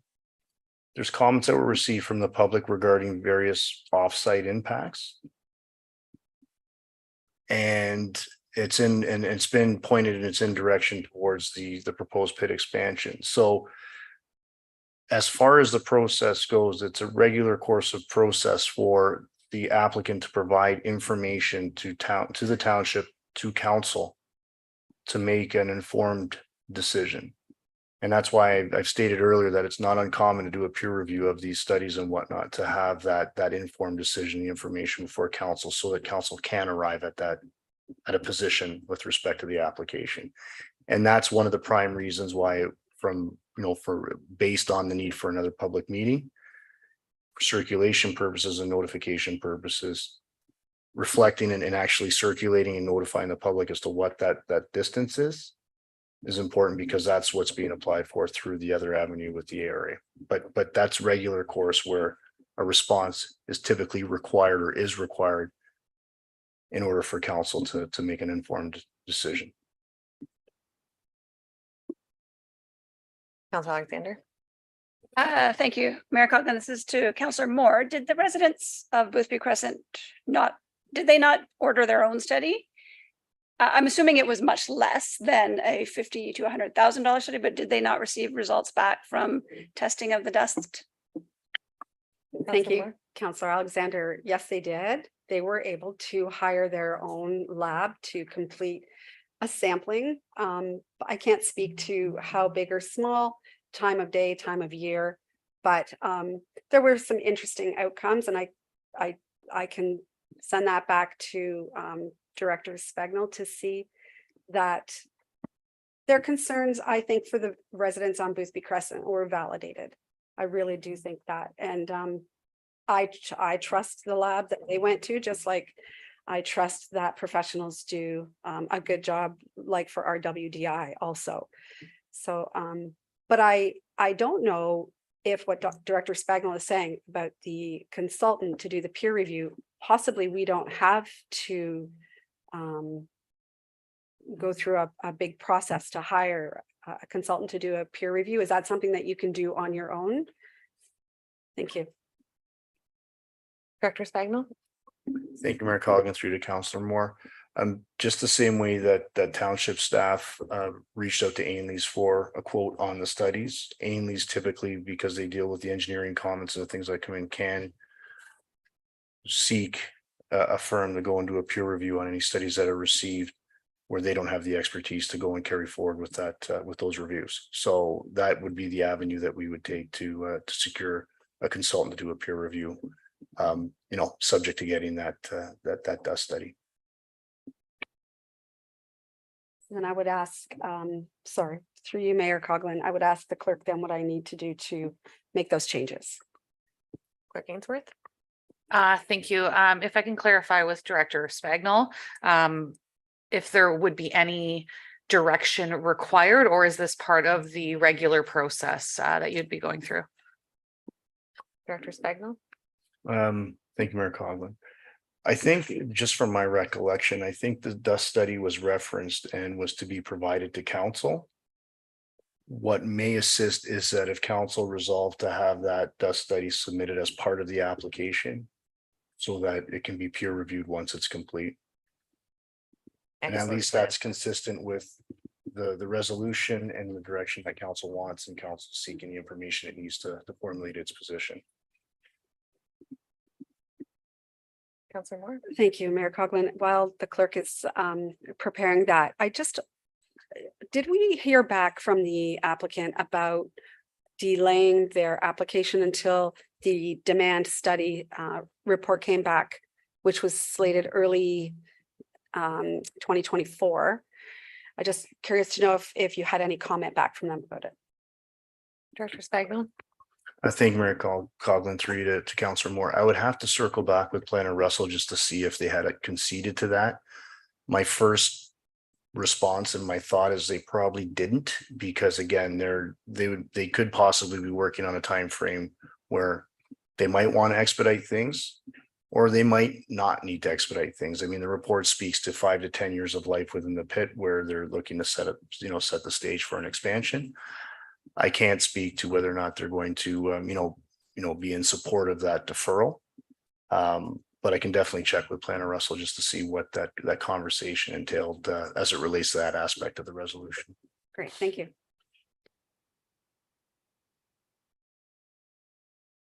Now before council, I have moved by Councillor Moore, seconded by Councillor Thompson, that the motion before council be amended as followed, and that council require that the dust study conducted by the applicant be submitted as part of the zoning application process. Any concern with that, Director Spagnell? You're not nodding up and down. It's more of a sideways nod here. Mayor Coughlin, if I could, I would just suggest as part of the application, the official plan amendment, zoning bylaw amendment process, just to capture both.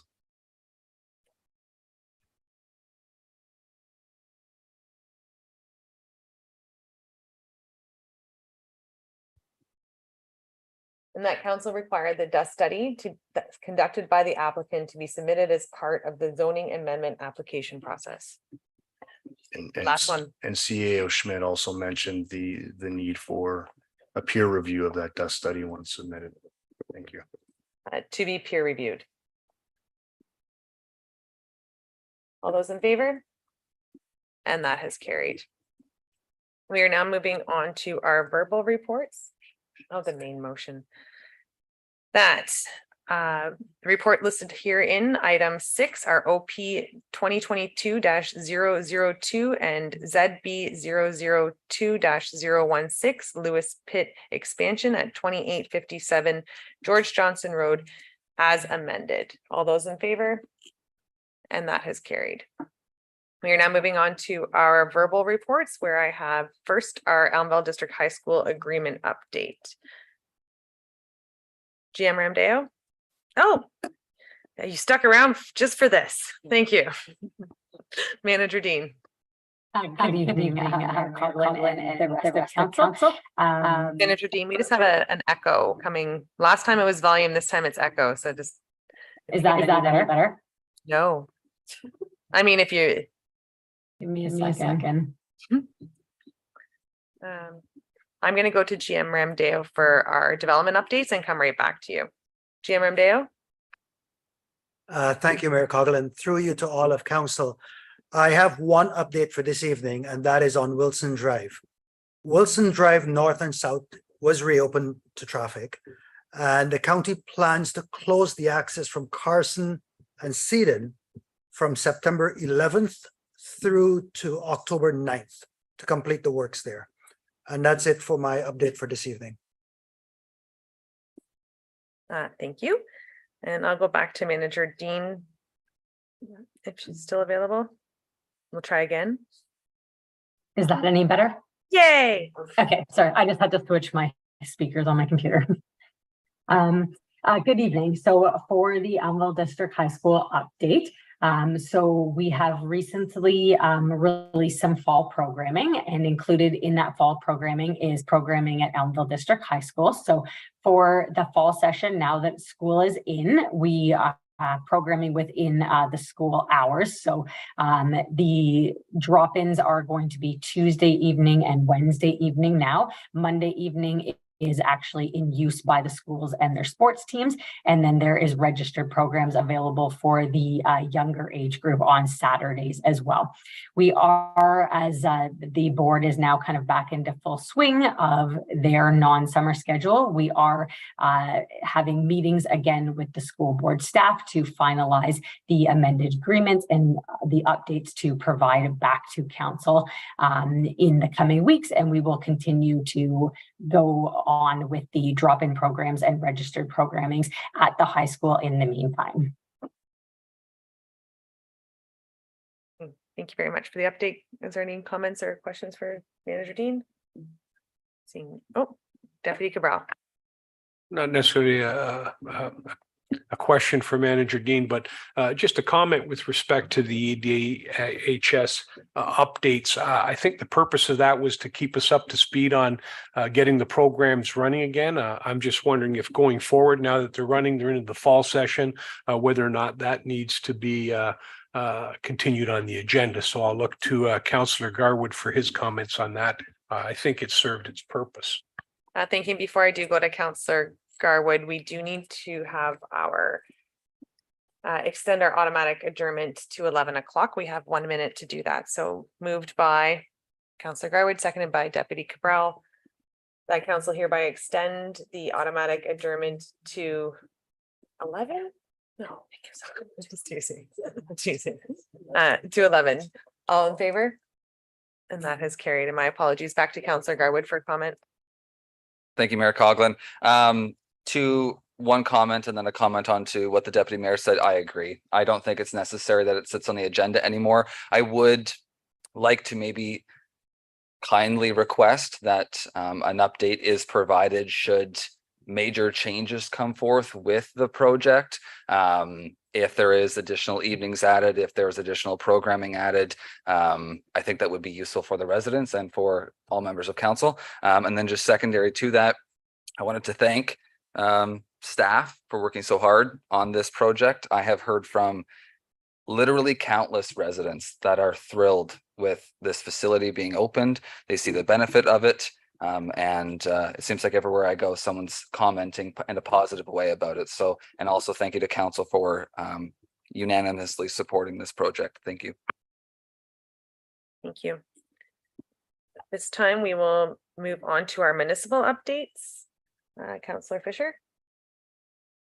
Would like to table another reconsideration regarding resolution C412C-2023 passed at the August 2nd, 2023 regular meeting regarding fire marquee.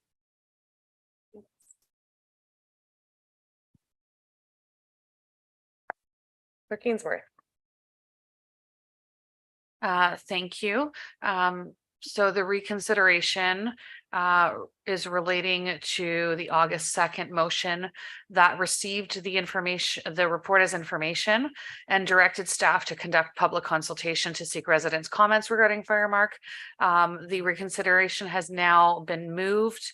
It would require a seconder and then an immediate vote, which the effect would be if council would like to see this motion reconsidered, meaning the public consultation piece, they would vote in favor of the reconsideration. And if council does not want to see this come back to the table, they would vote against the reconsideration.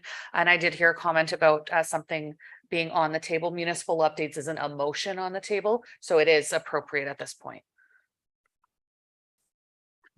Seconder for the reconsideration. Councillor Alexander.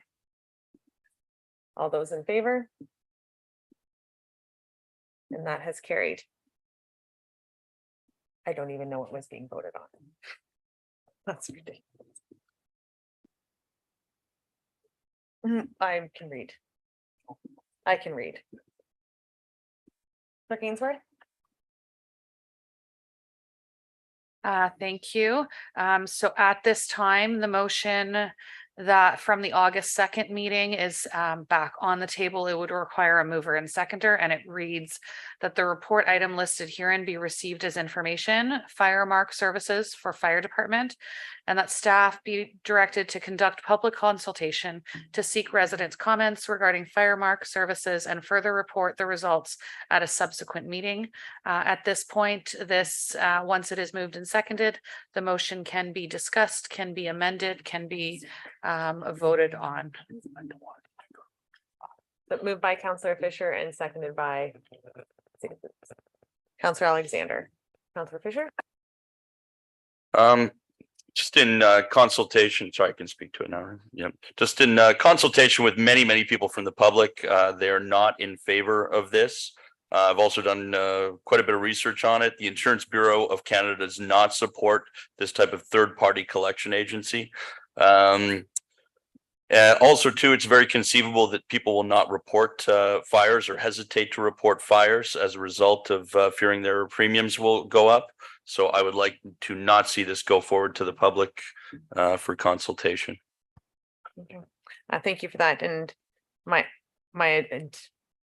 understanding was the point of going to the public as well. Many people can be observed in different ways. At AMO this past week, we had great sessions on it, and we did actually speak with MP Dowdle of ESSA, who was the first municipality to become part of this program, who was raving about that. So while many people speak against it, there are many people who may be in support of it. So I think that was the intent of the public consultation portion for the fire mark. Deputy Cabral. Sure. I wasn't at the meeting when this came up again. I do recall the presentation being made, and at that time I had concerns and I let them be known. Those concerns have not evaporated. I don't see any need for Fire Marquee to assist us. As a matter of fact, it's quite the opposite. Fire Marquee needs Springwater Township to enact a bylaw so that they can actually sit back, gather all the information that our firefighters have gathered, and what's their role? To submit an invoice to an insurance company and then take 30%. And then township, we don't need Fire Marquee. So I wouldn't support them then. I'm not going to support Fire Marquee now. Some of the issues with it, it was inequitable. People without insurance would not have to pay. People with insurance would pay. As a matter of fact, people with insurance who provided their information might not even know that any claim has been satisfied until well after the fact, maybe 6 weeks, maybe 4 weeks, could be 2 months after the fact when they received a letter in the mail from their insurance company indicating that a claim had been paid on their behalf. I'm also going to share with council an event that's not particularly something I would ever wish on anybody. Was a fire that we suffered during the pandemic, and I would give kudos to our fire department for showing up and doing the amazing work that they did. Now, given my background, I was more than willing to simply provide my information because, hey, I am insured, and I like to make sure that I'm have the appropriate coverage for any event. And I did offer to provide that information to staff. And the words that I heard back is that it wasn't necessary. And I said, hey, I don't mind. And the words I heard back was, that's what your taxes are for. So I struggle with this because it's inequitable to the people who are concerned. I really truly believe that Fire Marquee has just found a niche, and it sounds great to people who sit on council that, you're going to get this extra money. But the reality is that it's only to the advantage of Fire Marquee. And if this municipality were to go forward with a program like that, I would suggest that it be done in-house. There's no reason for us to contract to Fire Marquee, especially given the fact that the Insurance Bureau of Canada does not endorse them. And for someone to say that there's a number of municipalities out there who do, I'm going to say it. I think it's folks who sat on there and listened to one side of the coin and obviously didn't delve in deeper to find out what the ramifications of Fire Marquee's operation actually are. I don't think I would want to be the recipient of a letter from my insurance company saying that a claim had been paid on my behalf through my insurance policy, knowing that in fact I had no idea what was happening. And in addition to that, it's not even as if I was the one who would contact the fire department for fire services. It could be my neighbor. It could be someone simply having a barbecue and, staff show up. So I won't support Fire Marquee. That's not to say I wouldn't support our own municipality modifying it to a certain extent. But as I was told, that's what our taxes are for. And I think the folks are paying for that service as it is. So those are my comments, and I certainly won't support Fire Marquee. Fire Mark. Councillor Fisher. I just want to read this to you. The Fire Protection and Prevention Act states that no action shall be brought against any person in whose house or building or on whose land a fire accidentally begins. I feel that in sharing our public's information, their insurance information with this third-party collection agency, by them enacting a claim, that's exactly what we're doing. We're actually taking an action against a member of our public, and we're creating a bylaw to do it. So that's why I can't support Firemark, Marquee, whatever their name is. Counselor Garwood. Thank you, Mayor Coughlin. Regardless of our opinions, we often talk about public consultation. So at the last meeting, when we pushed this forward to say we were going to go out to public consultation, I think it's, regardless if we disagree with it, we should be going out to the folks that this is going to affect directly. And B, again, tonight we've talked a lot about expertise. We've talked about how we don't have expertise in certain areas. Well, I don't believe any of us up here have the expertise in fire services, but we do have somebody in the room that does have the expertise in fire services. So again, I direct this over to Chief Kirk and say, what is your opinion? What is your department's opinion of Firemark? And then just on to that as well, we often do compare ourselves when it comes to numbers to other municipalities. So almost 40% of Ontario municipalities have signed on to with Firemark. So again, I know we talked about this last time and I don't want to reiterate the past, but we say 155 or so municipalities is not a large number. Well, actually it is, because we talked about staff pay bands a couple minutes ago when we're comparing it to 8 other municipalities. So we compare to municipalities all the time. So this is not new information. So 40% is something. And again, we've heard from people at AMO. Councillor Thompson and I spent quite a bit of time with Firemark. We had great conversations with them and other mayors and deputy mayors and MPs and MPPs who advocate for the program. So again, I'll defer over to Chief Kirk.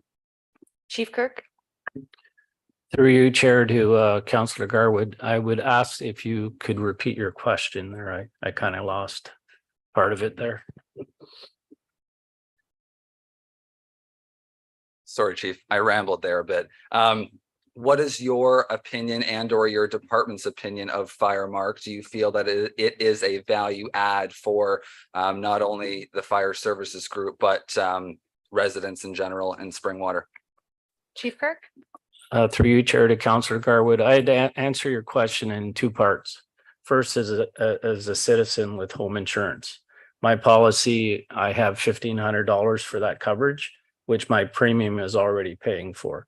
So I would have no issues supplying that information through an insurance provider and have the local fire department collect on that very claim.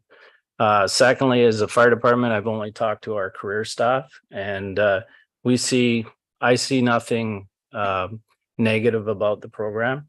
It's a way to offset costs, and as everybody knows, we're always competing for dollars. So that's my personal opinion. But at the end of the day, the fire department is at the will of council. If it's council's direction that we do not go forward with Firemark, I'm okay with that. It's I'm at the will of council. So, Councilor Alexander. Thank you, Mayor Coughlin. So first off, and no disrespect at all to Chief Kirk, I don't actually believe this is a fire expertise matter. I believe this is an insurance expertise matter. This is an insurance company we're dealing with, not a fire company. So I think that's the matter, the heart of the matter in my mind. I did do some more research on this after we kind of went through the last meeting, in going through their website when they are speaking to whether or not an insurance claim is going to go up. The words that are used are usually, generally, those are very specific marketing words that people pay marketers a lot of money to put on there. They don't use the word never or it will not happen. So that was a huge red flag for me, because that to me is marketing. End of the day, this comes down to privacy, though. For me, quite honestly, I do not feel as council we have the right to give away people's insurance information so we can collect money. I wouldn't want mine. It's a privacy issue for me, and that's why I can't support it. Thank you. I have yet to hear from Councillor Thompson, and I think we can call the vote. Thank you. And through the chair to Chief Kirk, thank you, Chief Kirk. And my intent in bringing this motion forward is I too have done my research. I believe this is good for our fire department. I believe it's good for our community. And I believe it's good for our taxpayers. That's why I brought it forward.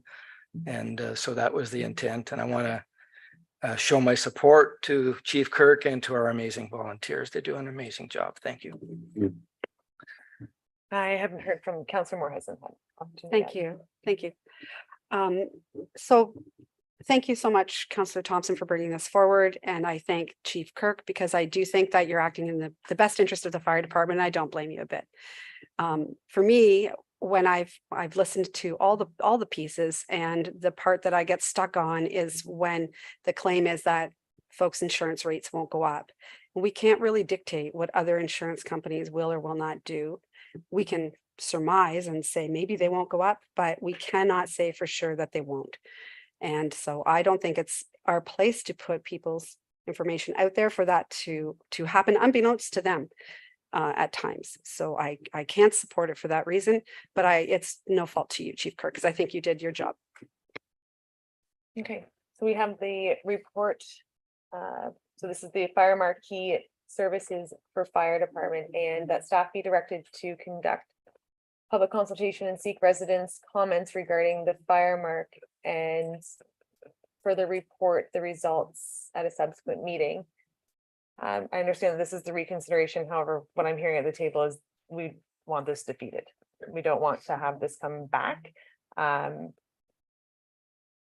would we reword this then? Clerk Ainsworth, we just go back to the original main motion and vote?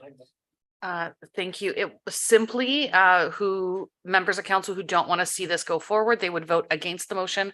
Who would like to see fire marquee go forward with the public consultation would vote for the motion. Thank you for the clarification. So you've heard this before. So I'd like to make a friendly amendment. okay, A friendly amendment is that further that township of Springwater Township does not entertain entering into a contract with Firemark. this would be defeated. So that would be a second motion because it's actually a motion can go in one way, but not two ways. If you understand. So we can't. So if you vote. Deputy Cabral. So if we're voting not to do the consultation. And then the next piece, and also further that we do not engage Fire Marquee.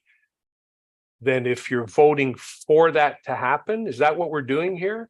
A vote. Or is it a double negative? A vote in favor, a vote of yes would say that you would like to have Firemark move forward within the corporation. If you vote no, it no longer exists in this corporation. Is Okay. that correct? That is correct. All those in favor? And that motion is defeated. And we are back to municipal updates. Councillor Alexander. Thank you, Mayor Coughlin. So Mayor Coughlin, Councillor Garwood, and myself had the opportunity to attend a demonstration by the SSCA regarding the stormwater wastewater receiving water monitoring project, mouthful and a half, at the Wye River in Elmville today. Elmville was selected as a location for the pilot project to monitor 6 sites along the Wye River upstream, in and downstream of Elmville. And Councillor Garwood and myself even had the opportunity to wade into the river without falling and try out some of the monitoring equipment used. It was very informative. It was great to see what they're actually doing, how they monitor the water, and kind of how the organization spends some of the money that we do give to them, and what they do with it. Thank you. And I would like to also just point out that we did thank you to our GM Ramdeo and having technician Buchanan there with us, because that was very informative. And I have Councillors Thompson and Garwood.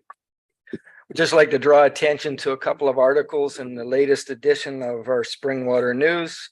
First, I was able to attend the Associations of Municipalities Ontario with other members of council. It was my first AMO, and I found it very informative and beneficial. I was able to meet and rub shoulders with other members of other councils and hear of their challenges and solutions. And I left with a real strong feeling of what an amazing community we have to live in, and what a great job that our staff is doing and helping us to keep it that way. So thank you. Second article I would draw attention to was the article about Chloe Hasberger, a 13-year-old resident of Anton Mills, who's lighting the world of golf on fire. If you're following her career, she's winning tournaments in both Canada and the US, and recently won the Simcoe County Junior Golf Tour under 15, which qualified her to be in the Ontario Summer Games in 2024 in London, Ontario. So a big congratulations to Chloe, and we look forward to watching your career. And finally, hats off to our amazing national award-winning Springwater Library. Their summer reading program has ended up with, they had a record number of 405 youth participate in this program, and they read over 230,000 minutes, which is amazing. I want to thank them and their staff for the great job they're doing with our youth. So thank you. Councillor Garwood. Thank you, Mayor Coughlin. During the month of August, I had the pleasure of hosting MP Shipley and MPP Downey at the Springwater Farmers Market in Elmvale. During those visits, we also toured Dr. Shattuck's Elmvale Groundwater Observatory in Elmvale. I wanted to thank the MP and the MPP for taking their time to visit the Elmvale community. And again, I encourage anyone who would like to attend the Groundwater Observatory to let me know. I feel like I could give this spiel myself now. I've been there 3 times in the past 2 months. So anyway, also wanted to thank Dr. Shattuck for being so free with his time. I feel like we had a lot of great chats with MP Shipley and MPP Downey during that visit. I also, as Councillor Thompson had noted, I attended AMO on August 20th through 23rd. While we were at AMO in London, I had a fantastic time again attending various different plenary programming, concurrent sessions, learning lunches hosted on a variety of topics. So again, we had a great time attending there. Somebody also asked me if Councillor Thompson was my dad, so that was also something. I also wanted to mention that the Cultural and Heritage Advisory Committee hosted Doors Open Ontario a few weeks ago at the Anton Mills Community Centre. I definitely want to thank staff and the Cultural and Heritage Advisory Committee for all their work. It was a great couple days. I think we ended up having 50 to 60 or so folks attend, which was, I think, exceeded our expectations, which was really nice. A lot of folks that had actually attended school in that space who had driven hours had come on out and was looking at the photos and the pictures and speaking with staff. So that was pretty neat. And then also we had a lot of great community vendors participate as well. Couple more things, bear with me. Right now, there is a large amount of ongoing road work in the Elmvale community. With that road work in Elmvale, students and parents are requested to exercise caution and adhere to detour routes when commuting to and from Huronia Centennial Elementary School. Again, Howden Street, Simcoe Street, Bertram Drive, Nash Avenue, and Archer Crescent are all ripped up currently right now. I saw some pavement going down today on one of those roads, so that's exciting. I want to thank General Manager Remdale and his team for answering my constant calls and emails. So I appreciate it. And again, I know the last 2 days with school starting has been a worry for many residents. And so far, fingers crossed, things have gone relatively smooth. So again, I want to thank staff for that. And my last few items was, again, I wanted to thank the SSEA for the invitation and Councillor Alexander for the invitation today. Had a lot of fun. I spent a lot of time in Heritage Park, but I've never been in the river itself. So that was that was really neat. The SSEA staff are incredible, and it's one thing to hear them speak at a table here, but then to actually physically get in the water and see what they do and see that the work that they put forward and the taxpayer dollars that we contribute to the SSEA actually go towards some pretty incredible work. So I wanted to thank them for that. And my last item was at Homer Barrett Park. The playground project, the playground reopened a few weeks ago. So again, I wanted to thank staff specifically for that. I know there's been lots of conversations around the park itself. I know some of those are still in the works right now with residents. So we will continue to focus on that. But the park's beautiful. I know my kids love it, and I love it as well. So I think it's great to see in the community, and very much needed. So that's it. Thank you. Councillor Garwood, I'm looking at the next two motions or, Councillor Cabral. Thank you, Mayor Coggan. Just before you move on, I couldn't help but notice that the desk over there is full. And the only reason I say that is there's been a lot of faces that post-pandemic and during pandemic, I mean, obviously they weren't here, but I just wanted to say it's a real pleasure to see some of the staff back at the table for the council meetings. And I just wanted to thank you for that. I think it's important for us. Thank you for those comments. Are there any other municipal updates? Councillor Garwood, you do have two notices of motion, one that involves 2025. All right, you can read my mind, that's fine. We are moving on to notices of motion. Councillor Garwood. Thank you, Mayor Coughlin. I'm happy to defer 13.1 to the next meeting, but I'd like to keep 13.2, please, on the agenda for this evening. We have 13.2, a notice of motion regarding our town halls. You're everybody's favorite tonight. Thank you. May I have a seconder to get this on? Actually, I'll turn to Councillor Garwood now to read this as I get a seconder first. Deputy Cabral, and I'll move back to Councillor Garwood. Thank you, Mayor Coughlin. Whereas until COVID-19, the township held town hall meetings to allow residents the opportunity to learn about key projects and ask questions to staff and members of council. And whereas the annual operating budget includes $1,000 for costs associated with hosting town hall meetings. Be it therefore resolved that town hall meetings be reinstated to be held on a yearly basis in various parts of the township during the first quarter of the year commencing in 2024. Is there any discussion on this, Councillor Fisher? I have to say, I read over this a few times. In my opinion, we already have existing meetings that the public can show up to. They can also give their input. Also, many major topics like developments, we have open houses for people to come and take part. I personally see it as a bit redundant and frankly, maybe not a good use of staff time, particularly senior staff. Councillor Garwood. Thank you, Mayor Coughlin. Through yourself to Councillor Fisher.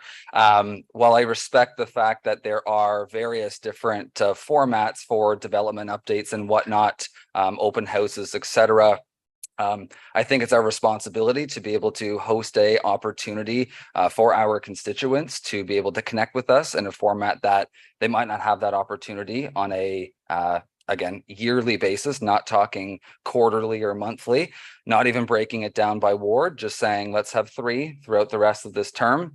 I was doing my research and in discussions with staff looking at neighboring municipalities. The city of Barrie actually hosts multiple town halls multiple times a year. Of course, we don't need to do that, in my opinion. I think that we should go back to what has been done in the past. If there is a worry about a financial contribution of $1,000 put towards these town hall meetings, I think the idea was to add that in there. Should there be a desire to, market the event, to provide, food and beverage, not food, but snacks and beverage and whatnot. If that is an issue, we can have that discussion, but again, nowhere in the motion does it state that this is mandatory for every member of council. It is open to council should they wish to participate.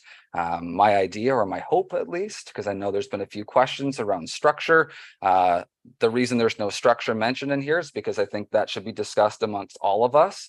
If it's something we're all going to participate in, I don't think one person needs to drive that idea. But I would like to see that these town halls do rotate around the municipality, so they're not just held in one community. So residents from all over Springwater get an opportunity to connect with us, but also connect with our senior staff should they be available. Councillor Alexander. Thank you, Mayor Coughlin. With respect to the budget for refreshments, I'd just like to say it's 10:30 at night and I don't want wine there. Sorry, it's 10:30. It's getting late. I'm just kidding. I do. I think it's important that we engage with the public always. My only concern would be, as you brought up, I would want to see a structure set up that we agreed upon beforehand. I do not want this turning into a debate. With people raising their hands and asking questions and all of a sudden we're debating or arguing this. That's what we do up here. I think if it's a town hall meeting, I don't want that to happen. I don't think that's productive. So whether it's this type of format or it's just a go on the floor and chat and meet and talk with people, I would really want to see a very structured format before we delve into the first one. Thank you. So there'll be an opportunity then for staff maybe to come back with what was done in the past, because in my head, when I'm trying to remember, I can remember being in Hillsdale, but I think that was pertaining to the actual development that has happened. But then there was one in Grenfell whereby our staff just had, department by department with key initiatives that were happening, and there was opportunity for meet and greet, but there was no, council was not sitting at a table. There was no pointing. This was staff relaying to, but council was there in attendance to meet everyone and to have discussion. So but I do agree, much like our golf tournament, that was contentious every year deciding where it was going to go. And we're like, well, or we can just have a rotation and not have that conversation all the time. So having it by ward, but we do only have a certain amount of accessible buildings within the municipality. So it does become interesting in that way. Deputy Cabral. Thank you, Mayor Coughlin. I'd be quite frank. I think we have open meetings here all the time. We do have public meetings as well.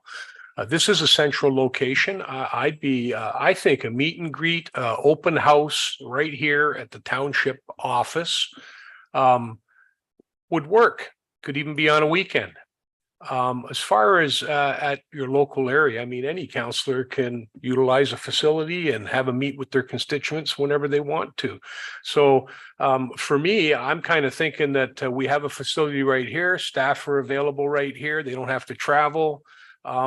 And I would prefer more along the lines of a meet and greet where you can speak to whoever decides that they want to come here on a one-on-one. And I think Councillor Garwood indicated 3 meetings. So I'm thinking for the term, well, that would be 3 more. I'm just suggesting that if something like this was to go forward, this is the ideal location. And I'm not suggesting that we would be sitting here. I'm talking about mingling with the public, putting information boards up, and basically a bit of an open house meet and greet for anyone who wants to participate in it. Yeah. Councillor Moore and then Councillor Garwood. Thank you, Mayor Coughlin. So in the past, did I jump in? Oh, sorry. Yeah, so in the past, when we did have a town hall, it was always pertaining to a particular topic that I remember. It was a subject that people were really interested in that time, most likely the mid or secondary plan, for instance. It was contentious. But also to recognize that all staff showed up. So we had all senior staff plus the clerks plus other folks organizing. It's not inexpensive. And though they're not getting maybe paid for that time, it's time in lieu of. So to think that we would have 5 or 6 of those in a short period of time over the course of a year, then it would be 1 per ward, I understood. So then I feel like that's a little expensive. So, but I would be open to 1 per year, say here. I'd love to have it at the admin center because in my ward, we don't really have an accessible place to meet other than maybe the Snow Valley Ski Resort, but you still have a bunch of stairs. So I really don't have a great accessible location, but I would love to have it here. We could make it a meet and greet. I don't know that it has to be about a particular topic. Just meet your council, meet your staff, and maybe a barbecue. I'm all for that once a year. Thank you. I love when we're all saying the same thing, but in different ways. So the resolution is actually for 3 over 3 years, so it is one per year. And if we want to have one here and one in Hillsdale and one in Elmville, I think that kind of covers the entire municipality. And I think that if we outline in this where the 3 would be, then council can vote on it. Councillor Garwood. Thank you, Mayor Colgan. And yes, just to mention, so the last line of my motion was the town halls be reinstated to be held on a yearly basis in various parts of the township during the first term of the year, commencing in 24. So the idea was we'd have one in Jan of 24, Jan of 25, Jan of 26. And then we're not interfering with an election year. We're staying away from later on in 2026. So it's earlier on. We still get 3 throughout a term where we want to hold them. I'm absolutely open to that. The reason I didn't necessarily put specific locations in, because again, I wanted to have that conversation. I don't think I personally wouldn't like to see 3 of them being held here. Again, we have an opportunity for residents to come to us tonight, and there's a lot of empty chairs. Thank you for being here. Thank you for That's being what you here. So what I'm saying is I would also like to be able to be, at our residents' doorstep for the most part. Again, understanding that not every ward and every community has a space. Absolutely. So again, there could be one here. There could be one in the southern wards and one in the northern wards. Again, just throwing that out there as a possibility. Before I go to Deputy Cabral here and Councillor Fisher, I'm thinking this could be a very long conversation this evening. I also think that we could have staff report back with possible formats and possible locations moving forward. Understanding that the intent of having this once a year, other municipalities also do their levy at the beginning of, I think even Mayor French did that, having an annual levy where you just present your goals for the year, what you accomplished last year, different things like that. So there's different opportunities. If we could, I might have to pass the chair, but if we could have this brought back on different formats, and then, or Councillor Garwood, that there could be a friendly amendment at the bottom that says that staff be directed to report back on possible formats.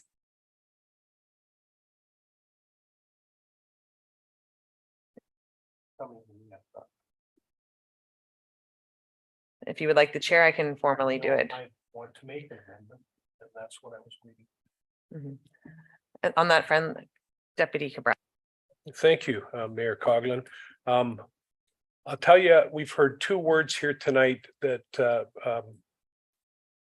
I think the reason why we should be having it this central location is because somebody said north, somebody said south.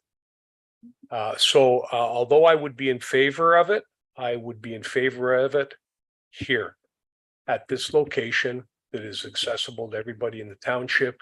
It was built here in the center of the township. I think, for lack of a better term, it's neutral ground. And so while I would be supportive of it, my motion would basically entail that they be held at this location.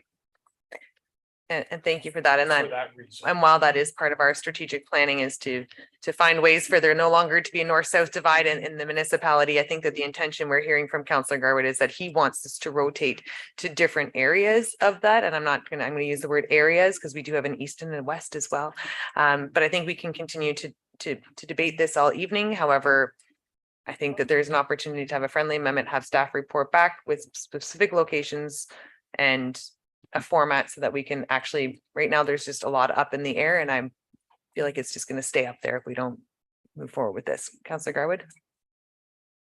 I'm fine with staff coming back and presenting options.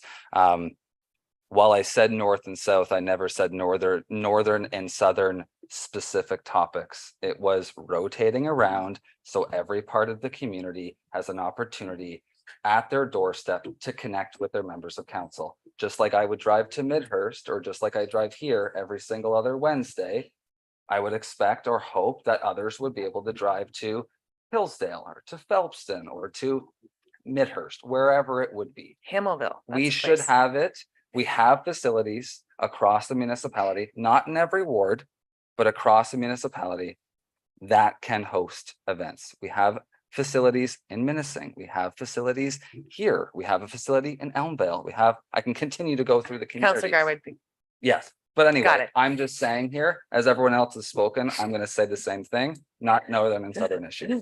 No. All right, so it is before us and it has a friendly amendment at the bottom that staff be directed to report back on possible formats and locations / schedule. All those in favor? And that has carried. All right. Thank you for your indulgence, Councillor Garwood, and for removing the one. I have an IFC. Yes, so we have the, what do I call it? Or the item for future consideration from the question period. Does that have to be formally placed into? So someone has to move that forward. So at this point, we had a question during question period, and in order for there to be it become an item for future consideration, we would need to move that into our IFC. So what that looks like is earlier today, typically when there's a question that comes forward, we can either ask staff to report back on them. However, this individual was asking for information that was not readily available to council. We had a discussion on once that information is available, that the report would come back to council. So in order for that to happen through direction, it would need to become an item for future consideration, which means that there would have to be someone that would move, Councillor Garwood to move. And we don't need a seconder, right? And we need a seconder, Councillor Thompson, that the question posed, or you have it all out there. That an IFC requesting a staff report outlining costs associated with the direct mailer and newsletter be submitted to council by Councillor Garwood be hereby received. Approved. Thank you. And those are voted on. And all those in favor? And that has carried. Are there any other items for future consideration at this time? Not seeing any. May I have, oh, so actually I moved through notices of motion. My apologies, council. I moved through notice of motion without asking if there was any additional notices of motion this evening. And seeing none, we'll go back. Fantastic. To our bylaws. May I have a mover and seconder for the approval of the bylaws, please? Councillors Fisher and Moore, that the bylaws listed here be signed and sealed by the mayor and clerk. 2023-081, repeal bylaw 2022-070, the school crossing guard program policy. 2023-082, fire communication services agreement. 5000-375, LH 2023-003, towns for 5432 Penetang Machine Road. Are there any questions or comments? Seeing none, all those in favor? And our confirmation bylaw, may I have a mover and seconder, please? Councillors Thompson's over here, Thompson and Deputy Cabral. That the bylaw 2023-083 to confirm and adopt the proceedings of council at the regular meeting held on September 2nd, 2023, listed here and be signed and sealed by the mayor and clerk. All those in favor? And that has carried. And may I have a mover and seconder for our adjournment, please? I have Councillors Moore and Fisher, that the regular meeting of the Township of Springwater does now adjourn at 10:42 p.m. to meet again in regular session on September 20th, 2023 at 6:30 p.m. All those in favor? And that has carried. Thank you very much.